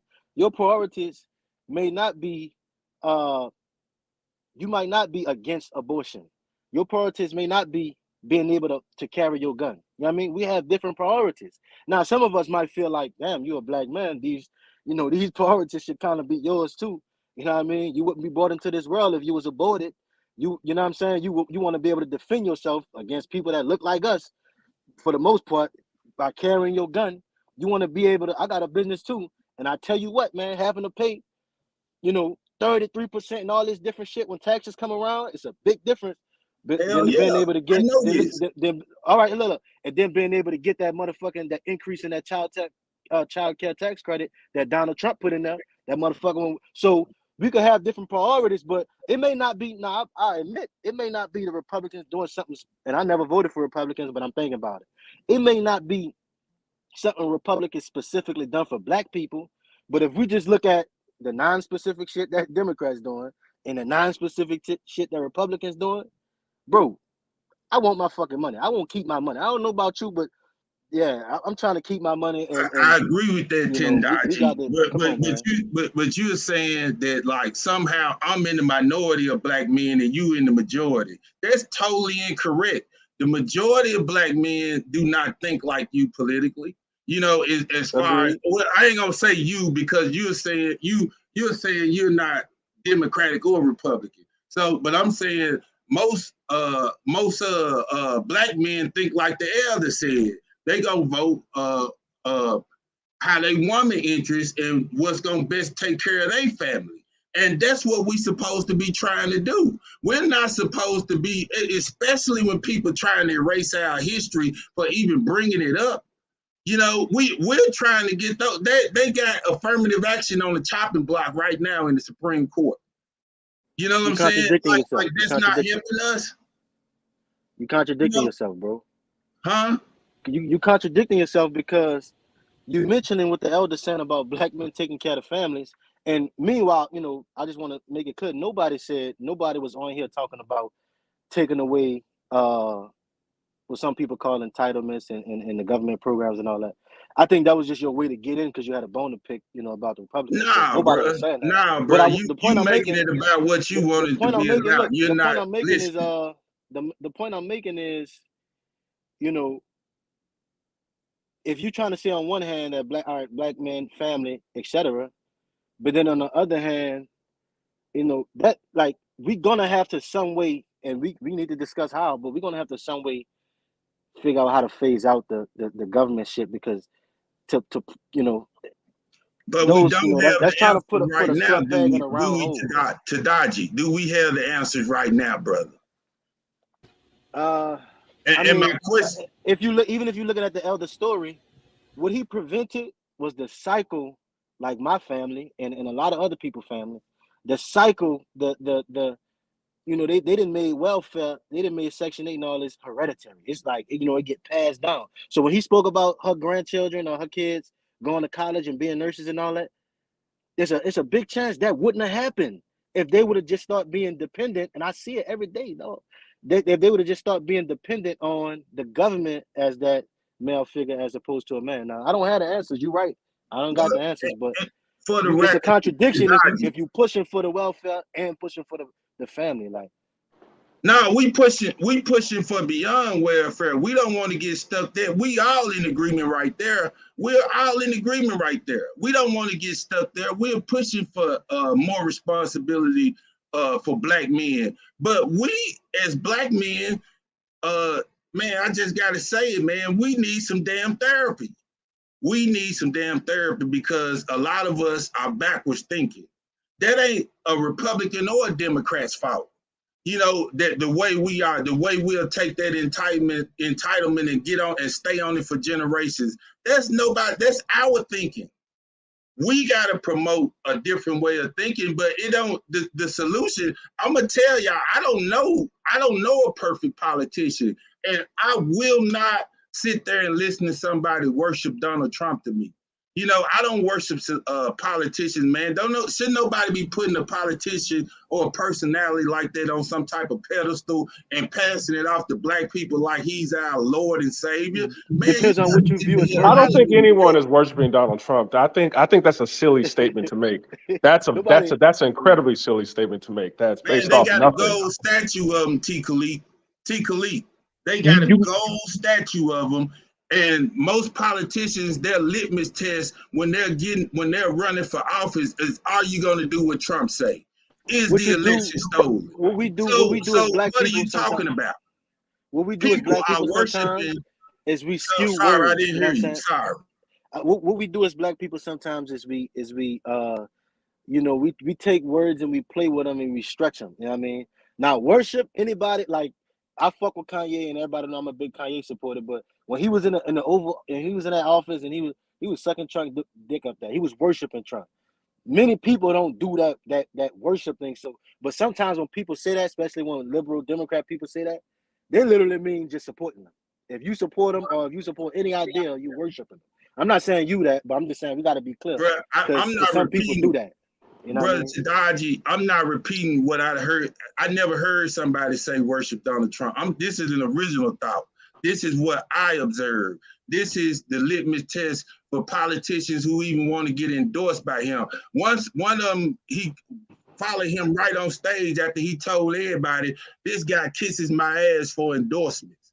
You know, if people ain't worshiping him, quit trying to pretend like we blind. You know what I'm saying? Man, hold on, man. I have to respond to this because these are ridiculous statements. Trump does not have any power. Do you not understand the mainstream? Who does the mainstream media side with? Who does Hollywood side with? No, none of them is siding with Trump. So what are you saying Trump has this power when you have the Democrat Congress impeach this man twice? When he was president, his own Justice Department went against them to have this silly Russia investigation. Where's all this power coming from, Donald Trump? The main power is not with Trump. I see it more with the liberals, because why is it that all the black celebrities have to vote for Democrats? All of them have to campaign for them. How many successful black celebrities can seriously say they voted Republican? Even Kanye West said that he couldn't even speak his own mind because you had people coming up to him saying, think about your family. What kind of slave nonsense is that, to think about your family just because you won't vote for a Democrat? And lastly, I have to make this point. Who attacked Ice Cube the most where he said, I am going to talk to both parties, meaning I'm going to talk to the Democrats and I'm going to talk to Republicans? Which political party of black folks had an issue with a black man saying, I'm going to be neutral and see if we can get power within both parties. It was the black liberals. Why? Because the Democrat slave masters who run them does not want us to think independently. That's why most black media is owned and bought and paid for by liberals to put in black minds like you that we don't have a choice, that we must vote for Democrats. Otherwise, there's going to be some rage war that Trump is the worst man ever. T-Kalik, why is it like everything you just said, and I'm looking at it like, damn, everything you just said is on point. Speak to people saying you bootlickings. Speak to that. Yeah. You know, like I said, a lot of black people, because we never owned and controlled the media, and sadly, a lot of black people don't even look to see who funds who, to see why agendas are being pushed. Yes, what I'm saying is foreign because they were told by the white media that what I'm saying is bootlegging. That's all they were told. Every black person you see talk about politics, especially on the Democrat, all of them are bought and paid for. All of them work for some white media institution. They're all bought and paid for. Why don't you see these black, in the quote unquote black media, interviewing people like Farrakhan or interviewing black people saying, hey, why do we always got to vote for one side? Why don't we put our issues towards both parties? They never get interviewed. There's a psychological reason for that. It is to program black people to hate speaking with each other. It is to program black people to never come together and be partisan. That's why they use those words, bootlicking and coon, and no other race uses that. But this is why our race remains divided. Plantation dwellers. You just did that, brother. You insulted every Democrat by calling it people, by saying they have masters and their own plantations. You did that. Let me tell you why I do that. Let me tell you why, because I'm using the same words that is used on any independent or conservative. Because I've seen Ice Cube. It's crazy. Ice Cube is not a political guy. He was on that SNL comedy show. They had this man in a Trump hat talking about he is stomping his feet for Donald Trump, when all he did was say, hey, if the Republicans are in power, I'm going to bring a black agenda to them so we can stop complaining every 4 years and actually get something done if a Republican's in power. But see, what happens is they immediately attack those black men and put them in their place and say, how dare you, Negro, get off the plantation. That's what it seems like. Every time black men are independent and get attacked, it seems like they are on the plantation. You made a claim. Show us an example of that. How dare you, Negro? Get back in your place. I'm not saying they say that better. You gotta look what I'm saying. Show us an example. Show us an example of that. You ask the question. Let the brother respond. I have an example, but I'm gonna let the brother respond because there are multiple examples. The first example that comes to mind is one of the most recent ones. The sister who just got fired from You meant liberals in general? I don't want to misinterpret what you said. Or you meant somebody in a political party or media or what? I think he said black people being attacked for not voting Democrat. There's some more. You said people. You brought up the example of Ice Cube, which I agree with your sentiment about Cube should talk to both parties. I agree with me and you in agreement on that. But when you get to saying that we have masters and our masters told us to tell Cube to get back in their place, you know, where are you getting that from? That's just rhetoric. And I'll tell you right now. No. I got it. Let me say this. What you got to realize, brother, with the mainstream media platforms, they don't have to give you a paper with a note on it, right? What they do is it's in the hiring process. They don't hire you unless you're already going to push their ideology. You know what I'm saying? So, you know, that's that. I won't give the elder a chance to speak because he was trying to say something, you know. Yeah, I'm going to make this statement because I have for 3:30, so I must go. Thanks again, Dynast, for having me on. Thanks everybody that's on here talking. So, Tyaka, let me say this and cut through everything. If you're willing to take the time to sit down, just like Ice Cube and all the people he hired to do so, and find out what it is you want as a black man, for yourself, for your people as a collective. And be willing, I'm saying it one more time, be willing to sit in front of any party to say what you want. Then come back and say how you really then feel. Because if you're logical as a man, you should be able to talk in business with anybody, whether you like them or not. If they have something that they can get to you that you want or need to build you, your family, and your people, you should be willing to sit in front of them and negotiate those things, regardless of what you don't like or like about them, because that's what business does. When you talk about all the businesses, they can sit down, they don't like each other. I've been in many meetings that I know I wasn't liked and I didn't really like what they did, but we come to a consensus to make things happen together that benefit both of us and go our separate ways. Didn't have to do anything but just do business.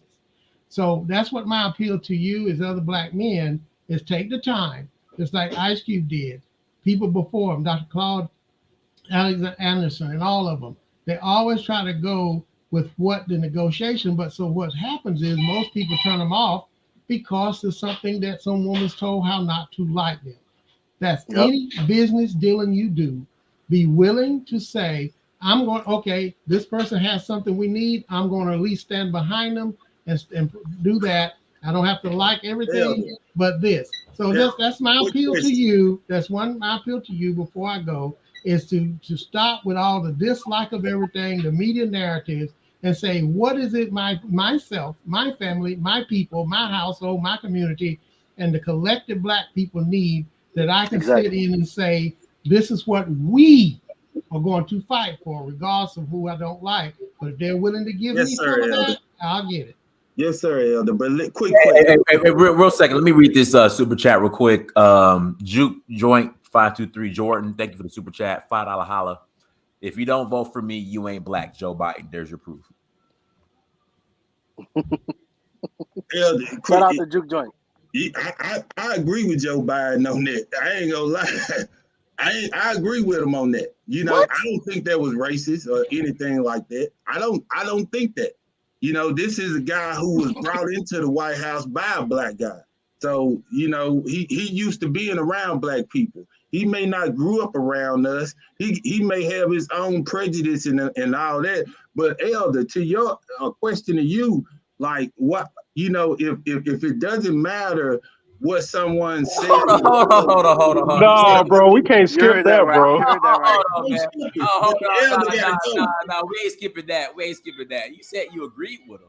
Yeah, I agree with him. When it comes down to him versus Trump, I agree with him. Okay, now you see how black liberals tie their skin color to a political party. That's the problem. My thing is take Trump off the table. What if he just said that Obama running? What would you think?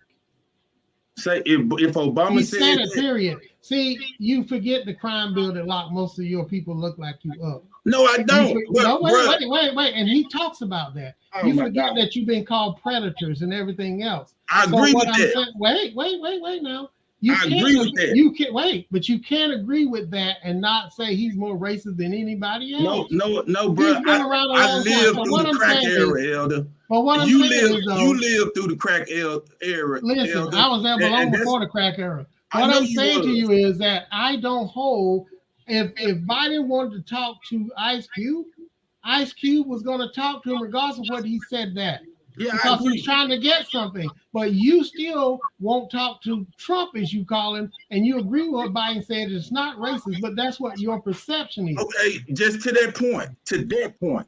You're saying that like if I'm supposed to sit down with somebody with who says mean, nasty things just to get ahead politically or economically or whatever. But look at Kyrie and Kanye right now. People are saying we don't want to do business with you because of what you seeing people with. That's not the same. These are horrible examples. That's not the same thing. Let me ask you something because I caught a guy in a lie the other day on this channel. So I'm gonna ask you a question from your childhood up. Did any parent, aunt, uncle, relative, adult ever say anything mean or nasty to you coming up? Yeah, of course. Okay, and did you still love them and you still stayed in the house? You still stayed around them? Until I got old enough No, to know but you still dealt with them even after that, did you not?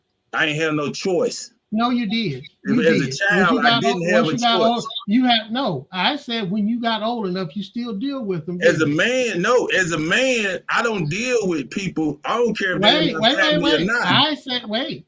So you telling me, and we all have parents, and all our parents was not always sweet to us every day of our life. So you telling me you now, once you got old enough, you stopped talking to mom, dad, anybody that said something mean and asked you, even a brother. This is you have examples of this every day. People do not associate with their parents because they say their parents are too toxic. You know this.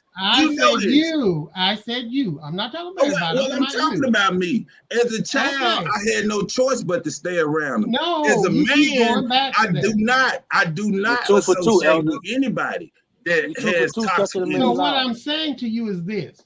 If you can tolerate that coming up through and somebody said mean and nasty things to you, words in and of itself should not keep you as a man when you become a man. When somebody say, let's talk about something that's going to benefit, you should be able, users do that all the time. They don't care what somebody say, they're going to go in there and make the game to their leverage. So what I'm saying, we got to get out of these feelings and emotions to do business. And right now, our business is us. I agree. So we're going to try every 4 years if a Republican is elected because they say mean and nasty things. What type of infantile thinking is that? You are a man. You're supposed to talk to people who you disagree with. You are a man. You don't say because because they say mean things to you, you're not going to, especially politically. So, I mean, this is the problem, because the thing is, you pick and choose. Simone Sanders under Joe Biden has attacked Uncle Luke on Twitter. Uncle Luke was criticizing Kamala Harris, and she said, and she was campaigning for Joe Biden. Why do we have to hear the unsolicited opinions of black men? So she specifically attacked black men for giving an opinion on exposing Kamala Harris in front of the world. Yet you don't see no problem with that. You don't see that as mean and nasty. You know why? Because psychologically you have been told that whatever Democrats do, it's okay. So that's why Joe Biden can talk to you in such disrespect. You know why? Because he know you ain't going nowhere. Where are you gonna go? You ain't going nowhere. Tiago, let me get a word in, Tiago. See, I want to say, brother. I want to say, man, everybody was riding with, they had a few people riding with you in the chat until you said that Joe Biden shit. I really wanted to ask the elder before he left, because, and what he was speaking about as far as being politically mature, and going to the table, the Ice Cube thing and all of that. I want to ask him his how he views wisdom and, his definition of it, because that's what that is, the application of knowledge. That's what's missing among our people, and people like yourself, bro. To be honest, like, you know what I'm saying? Because you came in here, you was being disingenuous, bro. No, I wasn't. You came in here like you wasn't a Democrat, and you slipped up and used the word us. You said, yeah, us. I'm talking about how we think, how we no, bro. think. That's us. I ain't gonna let you wither your way. No. I ain't gonna let you slither your way up out of this. See, you thinking in terms of politics. That's where your mind is at. You're getting filled with that every day. Politics are on your mind every day, brother. Listen, politics are on. So you thinking in terms of Democrats and Republicans every day. I don't wake up thinking about that. That's you, and you're projecting that onto me. I'm thinking about black people. I'm thinking about Africans. You are thinking about owning the libs, not me. You are talking about vote for Republicans when Republicans give you absolutely nothing. That's what Elijah Muhammad said. You love the white man because he gives you nothing. You know what I'm saying? And you're talking about carrying up, and you want to say, okay, people in the chat, I don't want nobody to agree with me. Hey, Tiago, didn't Malcolm X say that the more black people lean on one side, that we are political slaves because we sit there and we put all of our weight on one side and get nothing? Which political party was he talking about when he made that speech? Just tell me. When he said we put all of our vote on one slide and still get nothing, he said you are a traitor to your race. Which political party was he talking about when he made that statement? I think he was referring to Dixiecrats. Oh my, bro, y'all, bro, he was got CTE. Somebody say he got CTE. What's funny? I mean, I'm answering your bro. question. He was talking about liberals, bro. Black people have been doing the exact same thing since he was alive. And we're still doing it. We're not leveraging our vote. We're just voting for all one side. So he's right. You are a political slave. You are a prostitute. That's why Democrats that's why they can talk to you in your way, because they know you ain't gonna do nothing. Where's you gonna go? You ain't gonna do nothing. They're trying to erase your history, brother. They're trying to erase your people's plight in America right now. How can they erase my history when my parents teach it to me? I don't need a white. Arca, the Democratic Party is trying to change redefine genders. I don't agree with that, Dynast. I'm not calling the Democratic Party some type of perfect entity that we should all look towards for our salvation. I agree with T. Khalid when he says Ice Cube and basically really all of us should take the position to be neither or. No, you don't. No, you don't. I got a question, T. Well, you got to explain why I don't. I don't want to get caught up in yeah, okay. Because that just sounds good. And you projected, brother. You projected. Go ahead. I'm muting. T, man. What is your opinion on the vigor at which how do we get out of this situation with the us versus them mentality when it comes to black women saying y'all got to come get on this side. This is the real side. Y'all are being tricked, and like, you know what I mean? Like, what how do we get out of this, bro? We start by taking tours to Africa with Dynast. That's how we. Hold on, man. The thing is, man, you have to show. The thing is, I don't really believe we're trying to debate black women, because I don't think we're ever. You have to understand, men and women are different. I do feel like women is more emotional, and that's fine. I just think we waste our time debating them. But the one thing I could say is, well, what is black men getting out of supporting Democrats?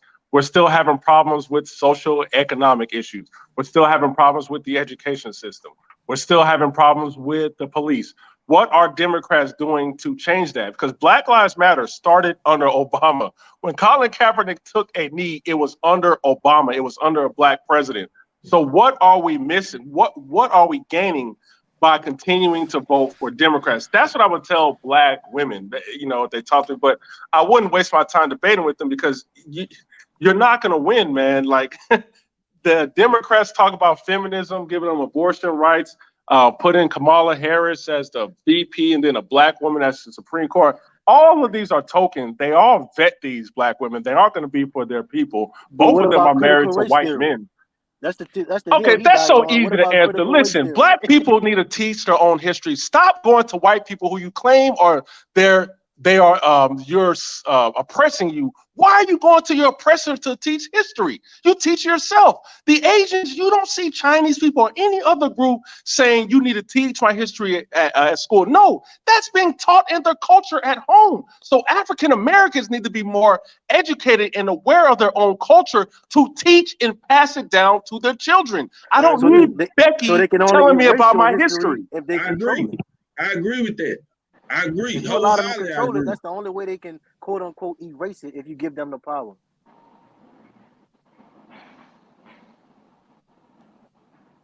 And that's it. Hey, go ahead, Alan, what's your thoughts on critical race theory? Yeah, then we'll pass it to Son Adam after that. Go ahead, Alan. I basically called in because I was having a real problem with the brother there talking about Joe Biden and how he agreed with him saying that if you don't vote for him, you're not black. Oh, shit. Does he not realize that in the exact same interview that in question where he said that, he also said that he did not want to apologize for mass incarceration.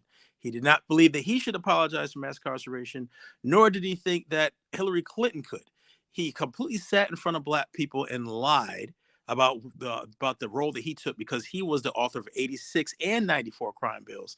And yet he was telling people that he didn't think that anyone should apologize and was extremely defiant and disrespectful. I think people really need to go back and not just focus in on the one part where he talks about if you don't do it, if you're not black, because he was kind of joking when he said that. The other stuff he said in there was twice as offensive as anything that he said in that statement. And if you really, really understand the depth of what he said during that, I don't think you'd be saying that that you would agree with him. I think that interview, if you listen to it in its entirety, would be a turning point in how you view and feel about this affection that you seem to have for Joe Biden. I don't have any affection for Joe Biden. Joe Biden can fall over and die right now. I wouldn't care, bro. You know what I'm saying? I don't care about Joe Biden like that. I'm worried about what he could do as far as when he sit behind that desk and with my kids being citizens of this country, what he's going to do to help improve our conditions. Now, the reason I don't disagree with the super predators comment or the crime bill, because brother, if you may be a young brother, but talk to somebody 42 years up and older who's black and who lived during the crack era. I know what slavery looked like because we were doing worse things than any history book could tell you right during the crack era to each other. I swear to you this. I put that on my mother's eyesight that we were terrible to each other. A lot of people were getting rich and none of them have that money right now because as soon as they got rich, they were getting locked up or they were getting killed. And we were terrorizing our communities. Something had to be done. The lawmakers had to do something. Okay. Well, first of all, that's a mischaracterization because I'm actually 45. Can I finish? I listened to you.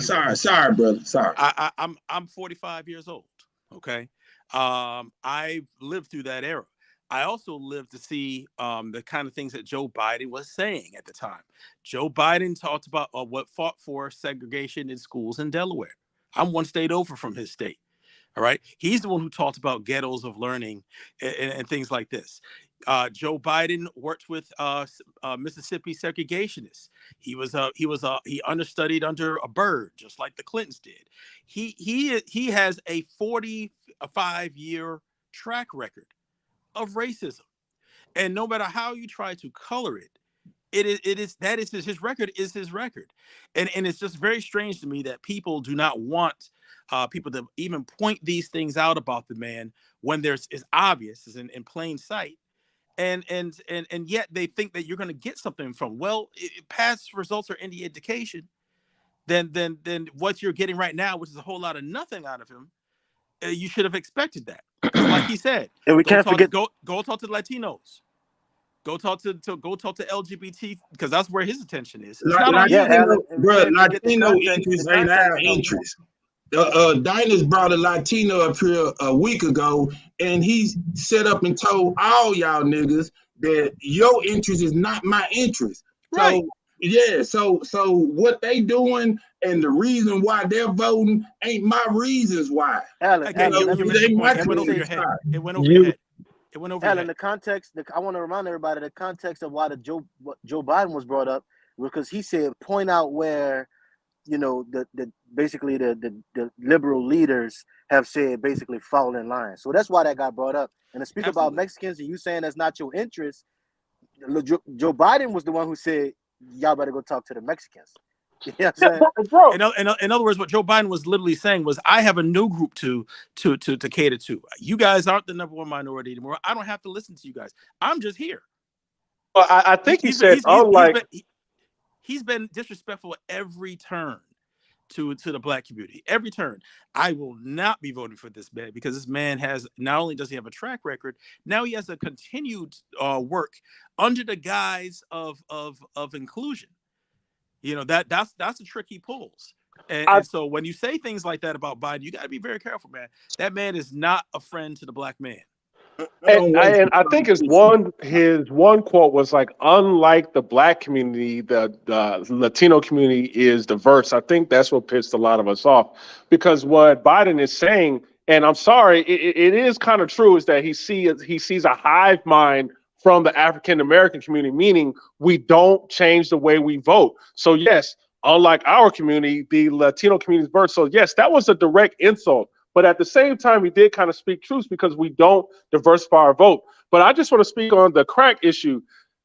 Drugs come from the southern border, so it's interesting to me that Black people would be pro open borders and pro immigration, making the drug cartels in Mexico rich. That harms your community. That is making the criminal Black men of your community rich. But you will sit there and say, no, we need to allow all these refugees to come over, leave the border open, not understanding that is the majority of where the drugs are coming from. So a lot of times we just vote. We don't even know what the heck we're voting for. We're just listening that so-and-so is a racist, so therefore I have to vote for this party. Khalik, I agree with you all the way up until the point to where you start using hyperbole. When you start saying that things like, you know, we want an open border, no one is saying that. No one is saying that there shouldn't be some type of defense on the border. I think it's just the fact of the way that is being done. The policymakers are arguing about that, but no one is saying let them all in. That is just ridiculous. Bro, they're not saying it, but bro, what was that congressman who went down to the border when Trump was caging, quote unquote, caging kids? It was a Black man too. I forget his name. And he went down to the border crying, comparing that to slavery. What was that sellout's name? I forgot his name, man. I forgot his name. It wasn't John Lewis. Oh no, it was who was the one? He passed away. Was it Cummings? Was it Cummings? It could have been, man. They all look and sound the same. But that's what I'm saying. How these he's saying they don't want open borders, but look at how Black Democrats and our elected officials go and fight so hard for other groups. That we sit there and we put our own pain and trauma from our history that we have not got any reparations from at all, and push it off to another group so then they can reap the rewards and step all over us. You'll never see Mexicans fighting for Black people ever. In fact, man, when a lot of these Black men die, look at the comment section. You're going to see a lot of Latinos saying some crazy stuff about us. Man, we ain't got no allies. So I'm not going to keep voting for these Democrats who are fighting for other people and straight up ignoring us. All right, T, I see so a lot of that I agree with, but then you got to throw in the Democrats. Like, it's the Democrats' fault. Because that's who's pushing for it, brother. Like, do you not see who is pushing for open borders? Who got mad at Trump for building a wall and talking about it's keeping people out? Yes, that's what countries are for. Yes, we got borders, just like you keep people out your house. You're not going to leave your door open so any and everybody, you don't care how impoverished they are, you ain't going to walk up in my house. Yes, we need to do our country the same way. Absolutely. Yeah, no one disagrees with that. Democrats don't want an open border. I ain't seen no Democrat that say they wanted an open border, bro. I haven't seen that. You know, and I just think you over-exaggerating that point. That because they're not doing it in the way that Donald Trump wants it done, then they must want an open border. Hey, everybody, if you're not preventing it, it's gonna happen. Open border. You know, if that's you're not what preventing you're doing. it, bro. They're gonna come. It's that simple. If you don't prevent it, they will keep coming. Yeah, but I'm saying, all right, it gotta be an issue for you, is what I'm saying. So are we saying that we as all Black men on this panel need to get together to figure out the problem on the border? No, I'm not saying that at all. No, I'm just saying stop voting for things that's detrimental to you and stop allowing them to use your pain from your past history to push on other groups. They do that with the LGBT community. They always talk about what Black people went through. It's similar to what the LGBT. No, stop doing that. We need to be like those Jews. The Jews don't allow nobody to compare anything to the Holocaust. You try to, they will check you. I don't know why we can't do the same as Black people. Why can't we do the same? This is our history. It's unique to us. So therefore, no other groups, you are not going to use our pain because we haven't got anything back yet. Why can't we be that community? Why do we want to help everyone else out instead of ourselves? And yes, that's what the Democrats are doing. Let's let Brother Adam go. You know, why can't, am I coming in clearly? Yes, brother. Yeah, go ahead. Okay, good afternoon to Dynast. Thank you for this opportunity to express some. Hey, to son, express. son, I gotta ask you a question. Did you get the Yes, sir. documentary? You got Am the I getting documentary? the documentary? Short answer is no, sir. I have not bought the documentary yet. And that being said, I will go and I will purchase the documentary today because, well, for the simple fact that I am going to show my support. And obviously, that is one of the ways that I can, one of the things that I can do to show my support for the platform and the opportunity that you are providing to us as so-called Black men. So I appreciate it. Thank you, brother. Thank you so much. Thank you. So good afternoon, Dynas. Good afternoon, panel, and good afternoon to those in the chat. So I've been listening to you, Dynas, for quite a while. I remember one of the striking moments was when you were on your way to get your coronation. I recall the look on your face, that somber look of the heavy responsibility that you were about to take, you know, that role you're about to have on your shoulders. I think one of the problem is we, loosely speaking, we often say we, and yet this whole we're not fitting the definition of we. We are not moving as a we. We are not moving as a body. We all have our own opinions, and we think that it's okay to just go with our own selfish opinion. We're not moving together cohesively to achieve the bigger goal, and that is part of why we are so easily mauled over by the parties, the Republican parties, the Democratic parties, our women who are not our women, because we are not standing together as a body. And so we're all hanging alone. And by hanging alone, I mean, like, if you take the rope or a noose and put it around your neck, you're hanging alone. It really saddens me, actually, to hear these conversations as we go over them over and over and over again. I think that it's beyond time that we decide that we're gonna move together as a whole, that we're gonna call our horses back. And by call our horses back, I mean, like, not be so ready to go to war with each other, but that we slow down, and the way that we respond to each other, it's very important that when somebody expresses a view and or an opposition, and instead of saying, oh, so you're saying that, perhaps you ask a question to get some clarification, because the whole world is watching us. The whole world is watching all of us. And like I said, with my own disappointment, as I see how we respond to each other and the way it saddens me, I'm thinking that our opposition, and by our opposition, I mean anyone who is not labeled Black, as they stand out and they look at how we interact with each other, that they must be saying, this is ridiculous. Like, I mean, look at that byproduct show. And by byproduct, I mean poop show, shit show. And so we need to do something absolutely different. We absolutely need to do something absolutely different. We need to decide that we're going to be a we. We need to figure out some projects that we can do together to start establishing that we. We need to come at each other respectfully. You know, stop calling each other nigger. I mean nigga, but it's the same thing. Nigger, it's all the same thing. You know, the opposition, when they hear nigga, they're hearing nigger. You know, it doesn't matter how you think of it. You know, it's English, and there's really only one definition.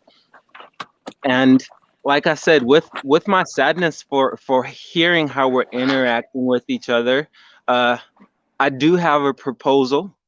I have something to offer, but mostly that is my opinion. And Dynas, if it's quite all right with you, I would like to make an offer, as far as a cohesion project that we can all get on before. And I think this is important because before you play your game, you do scrimmages. You know, I'm not a big sports person, but I know you practice before you go and take your test. And so before we can come and try to push the Democrats or the Republicans to hear us or to offer anything substantial, we have to get our stuff together, and they have to see that, oh, this group is together, and it's going to be difficult to deny them or ignore them. So may I make an offer, Dynast? Go ahead. Okay, so I have a 40,000 square foot canvas, and that is, I have an acre of property, and I would be willing Where is it? Where is it? This is absolutely in Haiti. And I know that you guys, well, I don't know anything, but based on experience, I can imagine a lot of people may be thinking, oh, it's in Haiti, oh, it's a scam, oh, it's this or it's that. I'm not the type of individual that would put myself on national television and offer you something that isn't true or that cannot be verified. But I have an acre of land, and I think with the support of those in the chat, with the support of those in the panel, and with the support of Dynast, because this is his platform, and he's proven himself to already be on the up and up, and that he's actually doing something. I would love to offer it as an opportunity for us to do a cohesion project. And by cohesion is, if we show ourselves able to come together, then we can actually build something on this acre of property, and we can make profit out of it. Or we can show the world that we do not have adequate discipline to come together, and we can do nothing with it. And that would be fine too, because I will still have my acre and so on and so forth. But I'm making this offer because I frequent this channel. I've been following this channel for a while, and I'm pretty sick of hearing all of us. We're all here spewing our opinion. We're all right in our own way of thinking. We're all trying to prove how much how it is that we all know the opposition's playbook more than the next man. You know, everyone on this panel is more right than the other person on the panel, and that's just nonsense. It's just sickening. We need to Let me do speak. something. I think Yes, sir. I think yeah, this is a Pan-African channel, so I think most people wouldn't turn their face up at the idea of owning property or doing business or coming together as a cooperative or collective in Haiti. As far as well, I'll say first, as far as the term we are a we in terms of race, you know what I mean? But you're right about basically you're saying, I guess, ideologically we have different perspectives and views. And as far as how we come to that larger we that you speak of, it's just gonna be, individuals gonna have to make small groups, and we can turn that into larger groups. You know what I mean? Shout out to brother RJ Mahdi in Senegal. He has a group of groups, you know what I mean, called the Exodus Alliance. And I definitely support that. And it's gonna that's gonna look like things like that, but honestly, it's gonna happen over a period of time. You know what I mean? And it sounds like I hear what you're saying, but it is true. We are gonna have to interrogate each other's ideas, bro. So it's not gonna be all peaches and cream. You know what I mean? That's ideally, we would like it to be like that. You know what I mean? But it's for us to build. We're gonna have to interrogate each other's ideas, like I said. And Thank this is you. what black men do, man. I mean, we talk and disagree. I mean, I may disagree with Tiarka, but I respect him tremendously for coming on here and saying his point, because this is Likewise. what we got to do. Black men have to talk to each other. And I'm pretty sure we was all in the same room. We can all go hang out and we probably wouldn't even be talking about politics. But there are disagreements. But this is why I tell black men, we got to focus on each other, because we got to get these ideas out, debate it, and present solutions. And if we can get black men from all walks of life just having a conversation, a respect level gets built, because we respect that we're at least willing to talk to one another instead of, name calling each other and never talking, like how the media on both sides want. I would say on both sides, it is beneficial to white conservatives and white liberals for black men who are both liberal and conservatives to never talk. So no, I kind of like this panel, and I like that we got different views and we're debating, but I don't think it's showing that we're not coming together. Yeah, Sir. I'm gonna say this. People are well intentioned when they say things like this, where they talk about they get sick about people talking. If you can't handle conflict, if you can't handle people talking to each other, every group does this. Okay, this is not something. Other groups are not perfect and just get along perfectly, and we're the only ones who just can't just discuss things. And when we're in a group and we're trying to flesh things out, then sometimes it's going to sound like that. So I don't understand why that would even make you sick or whatever, because that's that is something that is necessary to talk. I don't think anybody here hates each other or is angry at each other in that way. Most of the conversations on this, let me finish. Most of the conversations on this platform are constructive and actually lead somewhere. And they're discussions that you aren't going to be able to have anyplace else. And that's the reason why even you come to this channel. So I don't quite understand what it is that is bothering you about people talking. Sir, with all due respect, I'm very familiar with conflict. My upbringing has offered plenty of conflict. I guess that's part of the part of how I have enough fortitude to actually come up on this panel and offer my views. What saddens me is that we're only talking. We're only talking and we're only asking for solutions. And then when somebody offers us solutions, it seems like the majority of the time what we're offering is a problem to the solution. It's I'll speak to great your that solution. it's great that we're talking. It's absolutely great that we're talking. And now these are certain opportunities that are being offered. Can we take a step forward and begin marching? Like I we're appreciate. I have no Go problem ahead, bro. with you saying. Go ahead, bro. You can finish. Go ahead. No, that's I'll leave it at that for the moment. Well, Okay. I was gonna say. Go ahead, Alan. No, I'm not saying that we shouldn't be making strides and making march forwards, but again, any group, I don't care what kind of group it is, whether it be a racial group, political group, they have think tanks and they have people who get together and they do exactly this. They flesh out ideas and they talk to each other. And sometimes people become passionate about the perspectives they come from. I don't see any problem with that. I honestly didn't see any problem with the conversation that was had. If I have a disagreement with somebody about a particular point they brought up, I have the right to come on and actually say something about it, because I don't necessarily want to see we, go down in that direction.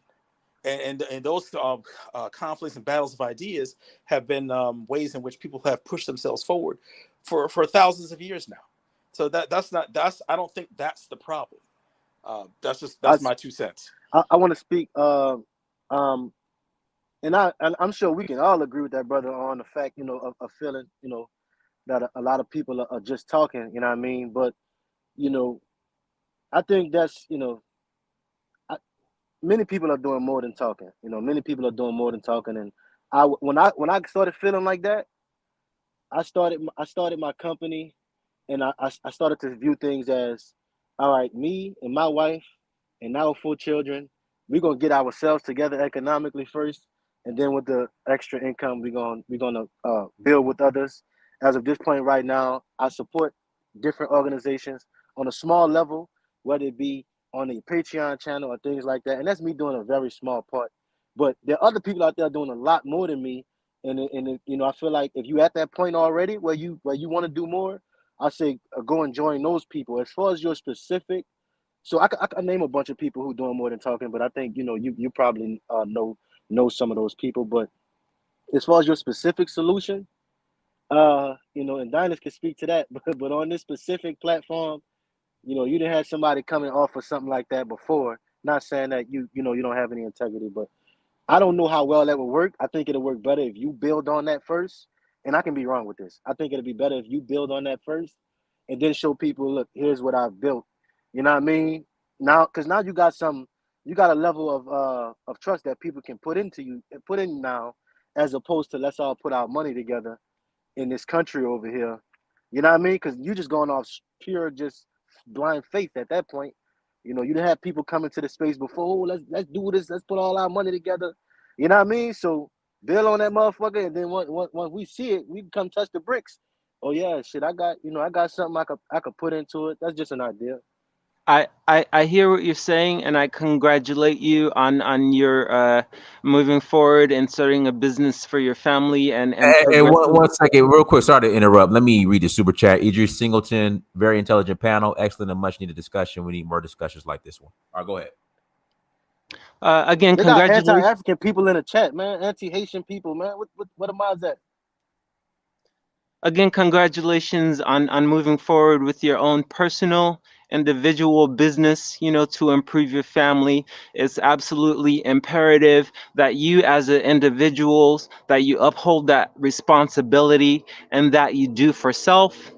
Notwithstanding, we as a whole are needing to move together. We're all complaining. We're all saying that, okay, we're not all complaining. Yes, we are all, not all, but plenty of us are making individual moves. But look, plenty of us are on this panel and we're engaged in this discourse, and we're projecting ourselves as individuals. My proposition is for us to join together as a body and move together. And I understand and I've heard it before, you know, about, yes, people make these offers and it sounds good, and again, I would it seems like you're really only offering a problem to a potential solution. Yes, it's important for us to have discourse. Yes, it's important for us to do all of this talking, so on and so forth. But we're just talking too much. No, bro. It's not only offering a problem, bro. It's not only offering a problem. You got your solution, bro. You know what I mean? Like that's your solution, bro. Like, yeah, build up your solution. But if you know what I'm saying, like, I can't push forward and when I'm not, you know, I'm not on solid foundation myself. You know what I mean? And many people in that situation. So it might sound like I'm saying, oh, you know, hey, you know, take a hike. You know what I mean? Nah, it's not like that. It's that the people who are in that position, ready to build as a collective, they got you know, extra income. All this shit gonna take money. We're not gonna build this off of our ideas and our, you know, all of these things. It's gonna take income, money. You know what I mean? Okay, if you at that point, bro, where you got disposable income like that, I would say go get with people who doing that already. I watched Brother Passport Heavy in Haiti the other day, and I was just thinking about, man, like Haiti is prime investment area at this point. You know what I mean? So sir, yeah, go ahead. So sir, so then you as for yourself, you're not ready to build? And the other question would be like, how much disposable income do you or are you thinking that it requires to begin this cohesion project? All right. I don't understand So why let's say the disposable income. When I get to a point, I'm gonna flesh this out with you. I'm gonna go through it with you. When I get to a point where I have disposable income, guess what that disposable income gonna go to? My ideas and my solutions for us as a group. So we're back to the individualism. Don't cut me off. Whether that's contributing, Sir. because I'm about to answer that point, but you cut me off before I got to it. Whether that's contributing to other people's organization to a higher level, because that's what it's gonna take. We're gonna have to be members of each other's organizations. If everybody's saying come join me, we never gonna get anywhere. We're gonna have to have our own organization and be a part of each other's organization. So if the disposable income I get, I come give it to Adam.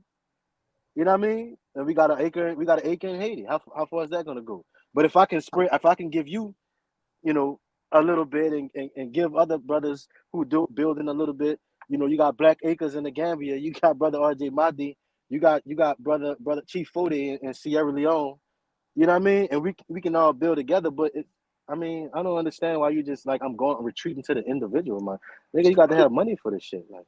But not only that, I think this is kind of a deflection from the topic of what he's talking about, because really, one second. Sorry about that, guys. If you're watching this and if you have not bought the documentary in Search of Uhuru, please go to searchforuhuru.com. Please go to searchforuhuru.com. Link is on the screen. It's in the chat room. It's also on the screen. I already said that. Sorry about that. But again, go to searchforuhuru.com. Again, please go and support and buy the documentary. If you're watching this, if you have not bought the documentary, please go and buy the documentary. It's $10.99. You stream it. It is yours forever. It's no rental. You own it, and you just log in and watch it on any device wherever you're at. All right. Thank you so much. Searchforuhuru.com. Please buy the documentary. No, saying it starts with family, right, Alan? It starts with family, huh? Yeah. Black family. But the thing is, there are Black men doing the work. You're just not going to get them on the mainstream media. And the thing is, if there's a problem, you're going to have to talk about it and identify it first. Yes, then do the action next. That is what we're doing. And also by supporting Dynast and this platform, we can keep having these conversations and coming together for solutions as this platform grows. We do need media. We have to have media. Without media, if we rely on CNN and Fox to educate Black people, we are going to be fighting forever, because CNN only puts a certain type of Black person who agrees with their politics. Fox News does the same thing. For the first time in history, social media has allowed different Black people from different ways of thinking and different ways of growing up to come together and talk for solutions. So yes, we're gonna have to support our media. And by supporting media is an action of doing, because you are growing it and you're spreading it to wake other Black people up so we can all be on code to do what we need to do. Sister Keisha asked if she had to buy it again if she logged out. No, you don't have to buy it again, because I had logged out and I logged back in, and you still it's gonna be right there as soon as you log in. What happened? She asked if she had to buy it again if she logged out the website. No. You just when you buy the documentary, your username's your email, and you make a password. You just sign in with it every time. Oh, she said if she forgot her password. Oh, you should be able to reset your password. Hold on, there should be a reset password option. Hold on one second. Log in. Yeah, you just said forgot password. Go click on log in and click forgot your password. All right, go ahead. Unless somebody wants the link, okay. Chat room. Well, no. I mean, I'm just saying, like he was saying that we're arguing. I mean, I'm like, that's what Black men do. We talk. We get loud. Exactly. But I mean, just to sit there and just ignore what's going on and build an acre, and I don't have a problem doing that. I'm just saying, ignore. I mean, we are talking about the election right now, and I feel like to change the topic like that and not understanding why Black people do the things we do is kind of destructive. You know, we need to have these important conversations. We need to know why Black men are being attacked for not supporting a certain political ideology. And, you know, we also need to see Black men from different sides talking. We cannot live in this bubble anymore. It's being destructive. You got Black conservatives and Black liberals getting canceled by groups who are unified. It's just crazy. So no, I think we are doing the we're work, and we're just changing the topic and moving the goalposts. we're okay. Okay. The topic of conversation was why did Lady Stacey Abrams lose to Kemp? In my opinion, the reason she lost to Kemp is because she offered nothing to the black men or nothing to the black women of substance. So she did not have support of people who look like her. And then also to your response about your emphasis on why it's important that we continue to talk. Yes, it's important that we continue to talk, but can we not walk and chew gum at the same time? All we're doing is talking. And like I said, there is an acre. I'm not saying that you have to assign your entire disposable income to develop this acre. It's simply saying this is a vehicle. This is a something that you can start to show. Hey, we're gathering here. Or I mean, it doesn't even have to be with me. It can be with anybody. It can be with anybody who say has a similar offer. Let's show that we're all coming together in cohesion, and that we're donating $1. We're donating $10 to this specific project so that to build a house for the whole. That doesn't mean that we all have to move into this house and live in there, because that's just not going to happen. But the thing is, we need to have a vehicle that we support, whether it's whether it's with a nickel or with $100, that we are all feeding this baby. And I know that's probably a horrible analogy. Instead of just talking, I mean, we're just talking. I All think we're your heart is in doing the right is place, bro. talking. Man, I don't understand what you're saying, man. Black people do support black people who are doing the work. We give them donations. We show up to the rally.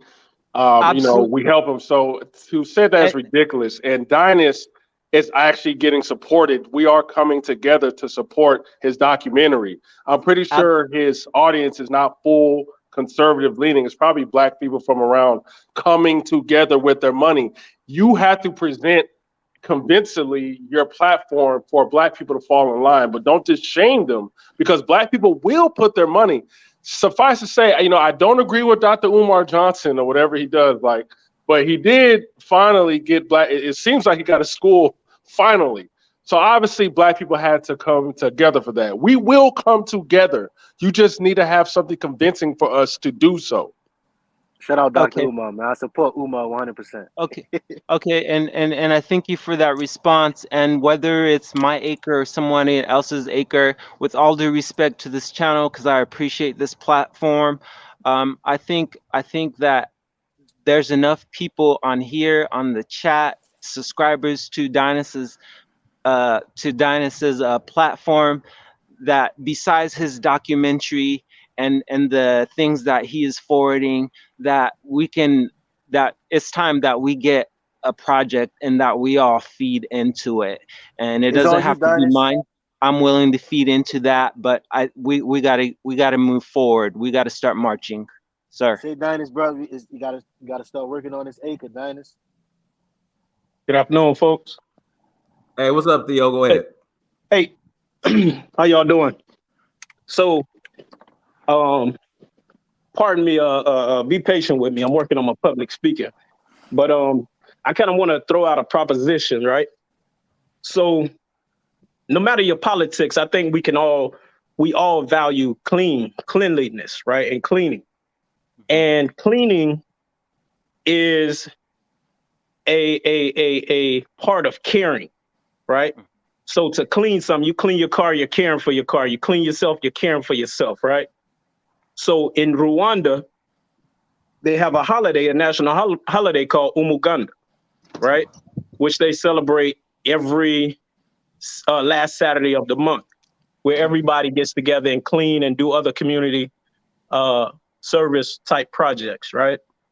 So I've been on this channel, man, for I don't know how long. I feel like since the beginning, I've been visiting this channel. And the constant is trying to find things to unite on, to move forward on, projects to come together on, things to do together. And I've heard a lot of different things from investments to just so many other things, trying to get each other on the same page politically. But what I want to say, what I want to propose, right, as something to get momentum going, is to follow Rwanda's lead or take a page out of Rwanda's book, right? Dynast, I'm speaking directly to you when I'm saying this because you have influence, you have a voice, you have a platform that's very popular, right? That people listen to, and your voice is very popular. I challenge you to get the momentum going in this, to get on the page and make what Rwanda is doing nationwide, a worldwide thing for those who are Pan-African, right?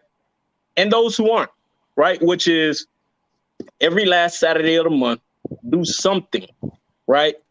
Like as simple as clean, because people talk about like putting $1 here, $2 there, and donate, but it doesn't even take money, because once you get the momentum going with cleaning, it sets a precedence, right? When the youth gets involved in, because it's caring. And once you get the momentum going in caring about the community worldwide, when it comes to Black, African American, however you want to call us, right? When you get that momentum going and you instill that, when the youth sees adults caring, cleaning, it's that simple, just cleaning, it's caring, it instills in them caring about the community, right? So I feel like that's something that we all can agree on and unite around. And it's very simple. It doesn't cost anything but a little time and energy, right? Which even if you ain't got $1, if you eating something, you got energy, you know what I mean? And if you ain't doing nothing, you got the time, So that's something that I think we should promote and make a thing. And I think by doing that, we will show each other that we absolutely can come together and do something positive that is non-partisan, right? It doesn't have a political slant to it, right? It's beneficial, short-term and long-term, right? It has mental, physical, spiritual, all types of benefits, right? Just that act of cleaning and caring, because it's gonna bleed into doing other things, right? As you clean and start to care, you're gonna start thinking about other things to care about and to improve upon. And you're instilling this, and it becomes part of the culture to do it, right? So I'm pleading that everyone gets on the same page with that, and make it the same day that Rwanda already has, right? And make it worldwide, like make it something to talk about, make it something that is just consistently promoted. Another thing, right, which may not be as important, but I think it goes to instilling pride and unification, is the African Union, regardless if you agree with what they've done, how powerful they are, or how much influence they wield, or what direction they've taken in the past, right? I feel like when it comes to the AU, if you're a Pan-Africanist, you might have criticism of that organization right now, but the thing to do would be to try to improve upon it, right? So right now, there's a day, May 25th, which is called African Day, right? It's on the calendar as far as the AU goes. I think that's something that we all really need to celebrate. We all need to take the time out to recognize our Africanness worldwide, right? On May 25th. It's a day that's already established. You don't have to reinvent the wheel on it. You just have to improve upon it and expand it and just make it a global thing, right? It's unity. It demonstrates unity, right? In the same way, something like the 4th of July does, for the United States, or other Independence Days, right? So why not take the time out on May 25th right, to do that. So Dinus, talking directly to you again, right? Why not promote that, make that a thing? And you know, when May 25th, 2023 rolls around, we're all on here celebrating, you know, not just on here, but worldwide, but everybody's chiming in on here to celebrate Africa Day, right? Anyway, yes, sir. that was Hey, long-winded. These are elementary things. Yeah, yep. Okay, we're gonna take one more caller. Somebody said they want to call in. They're going to close out. I'm just waiting for that person to click on a link. Let's click on a link in 20 seconds. Then we'll go ahead and close out. But guys, again, please support and buy the documentary. T, what's going on in Arizona? Like, as far as the election, it's like they've been on 66% for 12 hours. Yeah, bro. You know, I got some friends in Arizona where I'm on like a Facebook page group of conservatives, and what they're saying is that the Maricopa County is heavily red, but they're saying that the voting machines is having problems. And you know, one dude said he had to put his ballot in 15 times for it to feed. But really, it seems like a lot of shadiness is going on. But at the same time, I'm kind of thinking Arizona produced John McCain and Jeff Flake. I mean, you got to understand, these were the two biggest rhino Republicans. They were heavily never Trump. And I feel like since Trump had an issue with both of them, and, you know, he verbally attacked John McCain, I'm thinking Arizona has a lot of rhinos in there also. So that could also be affecting the Republicans and, you know, Trump endorsing Kerry Lake and that other senator. So I'm thinking it's a combination of that and the machines just not working, man. But it's going to be embarrassing for Kerry Lake if she loses, because Katie Hobbs refused to debate her. And Katie Hobbs I think Kerry Lake's going to pull it off. I'm hoping she does. But if you look at these people voting records, and they vote conservative all the way up and down, but as soon as they disagree with Trump about something, they're a rhino. Don't you think that's rhetoric? Well, the reason why they call rhinos, because you got to understand, before Trump, what did the Republican Party like? Do you even know their agenda, what they fought for, what they achieved? They were pretty much, if you look at the Republican Party, they were pretty much pro-war. I hated them. Like, I hated them worse than the Democrats. This was when Bush was elected, because they were lying to us about these wars. And first they had to demonize Muslims. They demonized them down, and then they attacked them. And they did the same thing with Gaddafi, but the Republicans started that when Obama got elected. What did they do? They first demonized Gaddafi as some, traitorous leader, and then they went and attacked them. So that's all you knew Republicans for. This is why they lost twice to Obama. And they were probably going to lose again to Hillary. It wasn't until Trump came talking about America first, talking about we got to do something about our trade deals. We got to do something about our borders. We got to keep jobs back at home. Actually giving tangible policies. This was different. Republicans generally don't talk about that. Talking about we don't need to be in the Middle East, start no wars. We need to make peace with Russia. Why in the world would we be a hostile enemy to a nuclear power? How stupid is that? So, no, Trump actually did something new. And yes, this upset the status quo Republicans. The Republicans actually did have an agenda before Trump. You could go and see their talking points clearly. With Trump and a little bit during the Obama administration, they became the party of no. They stood for nothing. They didn't want to put forth any policy proposals, but yet they just wanted to tell Obama no on everything. Even today, they don't have any policy proposals. That's why I don't understand why, even though you may have a bunch of legitimate gripes about the Democratic Party, what would make you turn around and vote for a Republican? Because what are they offering? Okay, so just answer that question. Two things. One is to disrupt the system. Now this is not a tangible policy, it just means disruption. I like that when Trump got in office, he finally attacked the media. Finally. Seems like no one was going after the media as corrupt. finally people are calling the media fake news. And when he was elected, people are finally questioning how fraudulent the FBI and the CIA is, because how they treated Trump with the Russia investigation.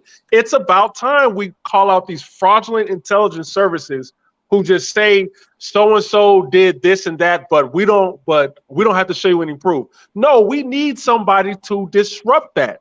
So yes, I am glad that Trump called those things. I'm glad that he's finally focused on the border. Things like that. We need a disruptor that pisses the media off.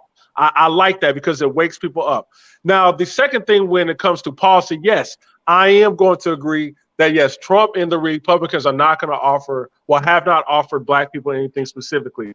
But you have to understand that when you look at our community who will never talk to them, we will attack any African American who tries to even just talk to them as a coon and a sellout. When you set those political parameters, if I'm a Democrat, a white guy, I'm looking at the black community like, dang, they guys attack their own viciously for just talking to a Republican, and they're going to still vote for us. Guess what? I'm going to ignore them because they ain't going nowhere. And then you look at the Republicans. Why even try to talk to them?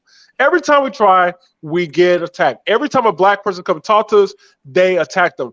What is the point? Guess what? We're also going to ignore them. So then black people are now in this conundrum where we are being ignored by both parties, is because we are doing exactly what Malcolm X told us not to do. We're just sitting up there putting our vote on one side, tipping the scale, and getting ignored by both parties. So until we change that, no party's going to put no black agenda up. Not no Democrats and not no Republicans. We have to talk to both parties and put pressure on them to know that if you want our vote, this is what you need to do. Let me close out. Agree. Okay, yeah.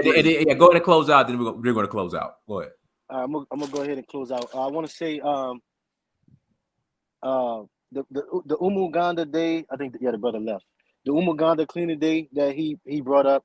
I think that's a good idea, and I think that's a good mission for somebody else to take on. I think we most so need, most people are going to naturally focus on economics and empowering themselves and their family first, so then we can help others, right? We can come from a position of power. I think that's something that's going to happen little by little.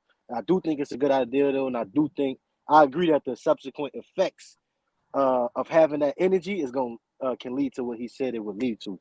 So, also, we got to support black media, Dynast and others like the brother T. Khalif brought up, and if you feel like you around a bunch of talkers and, people who just talking, then you should go and be amongst the doers, because you got people out here, who doing it. Now you may perceive you're among talkers, but if you have that perception, go amongst the doers, Like T said, media plays right into the topic we speaking on with politics. So that goes to show you how important it is, because we looking at our people just walking around as zombies, brainwashed zombies, repeating talking points and caring about things that honestly really not that important. You know what I mean? Like that issues we can handle ourselves and worry about the bigger issues like taxes, et cetera, et cetera, et cetera. Right? I think the brothers talked about Trump calling out people who disagree, calling them rhinos or whatever the case. What that shows is that Trump is gonna do what it takes. You know what I mean? That's and it's coming from a white man, but we haven't had too many examples of that in our community. That's masculinity. You know what I mean? I don't give a fuck. I'm gonna do whatever it takes for my squad. You hear me? Like now, you talking politics, so it's already a certain lack of integrity involved. But that's what you gonna do what it takes to bring home the proverbial bacon. You know what I mean? Black Democrats gonna get in there, and fall in line. We see it time after time. They're gonna fall in line. T spoke about disrupting the system. Trump just gonna disrupt the system. That alone is a win for us. You know what I mean? Because we know that if you just allow them to continue, and I'm talking about the media as well, because they all pushing one line. Absolute power corrupts absolutely. They're gonna naturally go down the path toward tyranny if you don't get them in line. And black people voting Democrat, we not trying to get them people in line. We going towards it. We going towards. Y'all always hear Brandon speak about shout out to Pan-Africanism Strikes Back. Y'all always hear him speak about the documentary 1984. I mean the the book 1984. They're going to go towards that line if you don't have somebody in there, like T said, to shake up the system. And the last thing I'm going to say is I would be remiss talking to Brother Adam. I would be remiss if I don't mention Brandon, you know what I mean? Pan-Africanism Strikes Back in the OAP, which is a land project, a collective of black people come together. That's just one example. Go, and I don't know if you subscribe to his channel, but go subscribe. Pan-Africanism Strikes Back. It's right on the screen. Peace and black power. All right, for sure. Hey, everyone, thank you so much for joining. Like, share, subscribe. Until next time, family, Dynasty Mirror Search for Uhuru. Make sure you buy that documentary. T, I see you got it, T. I appreciate it, man. Peace. Peace.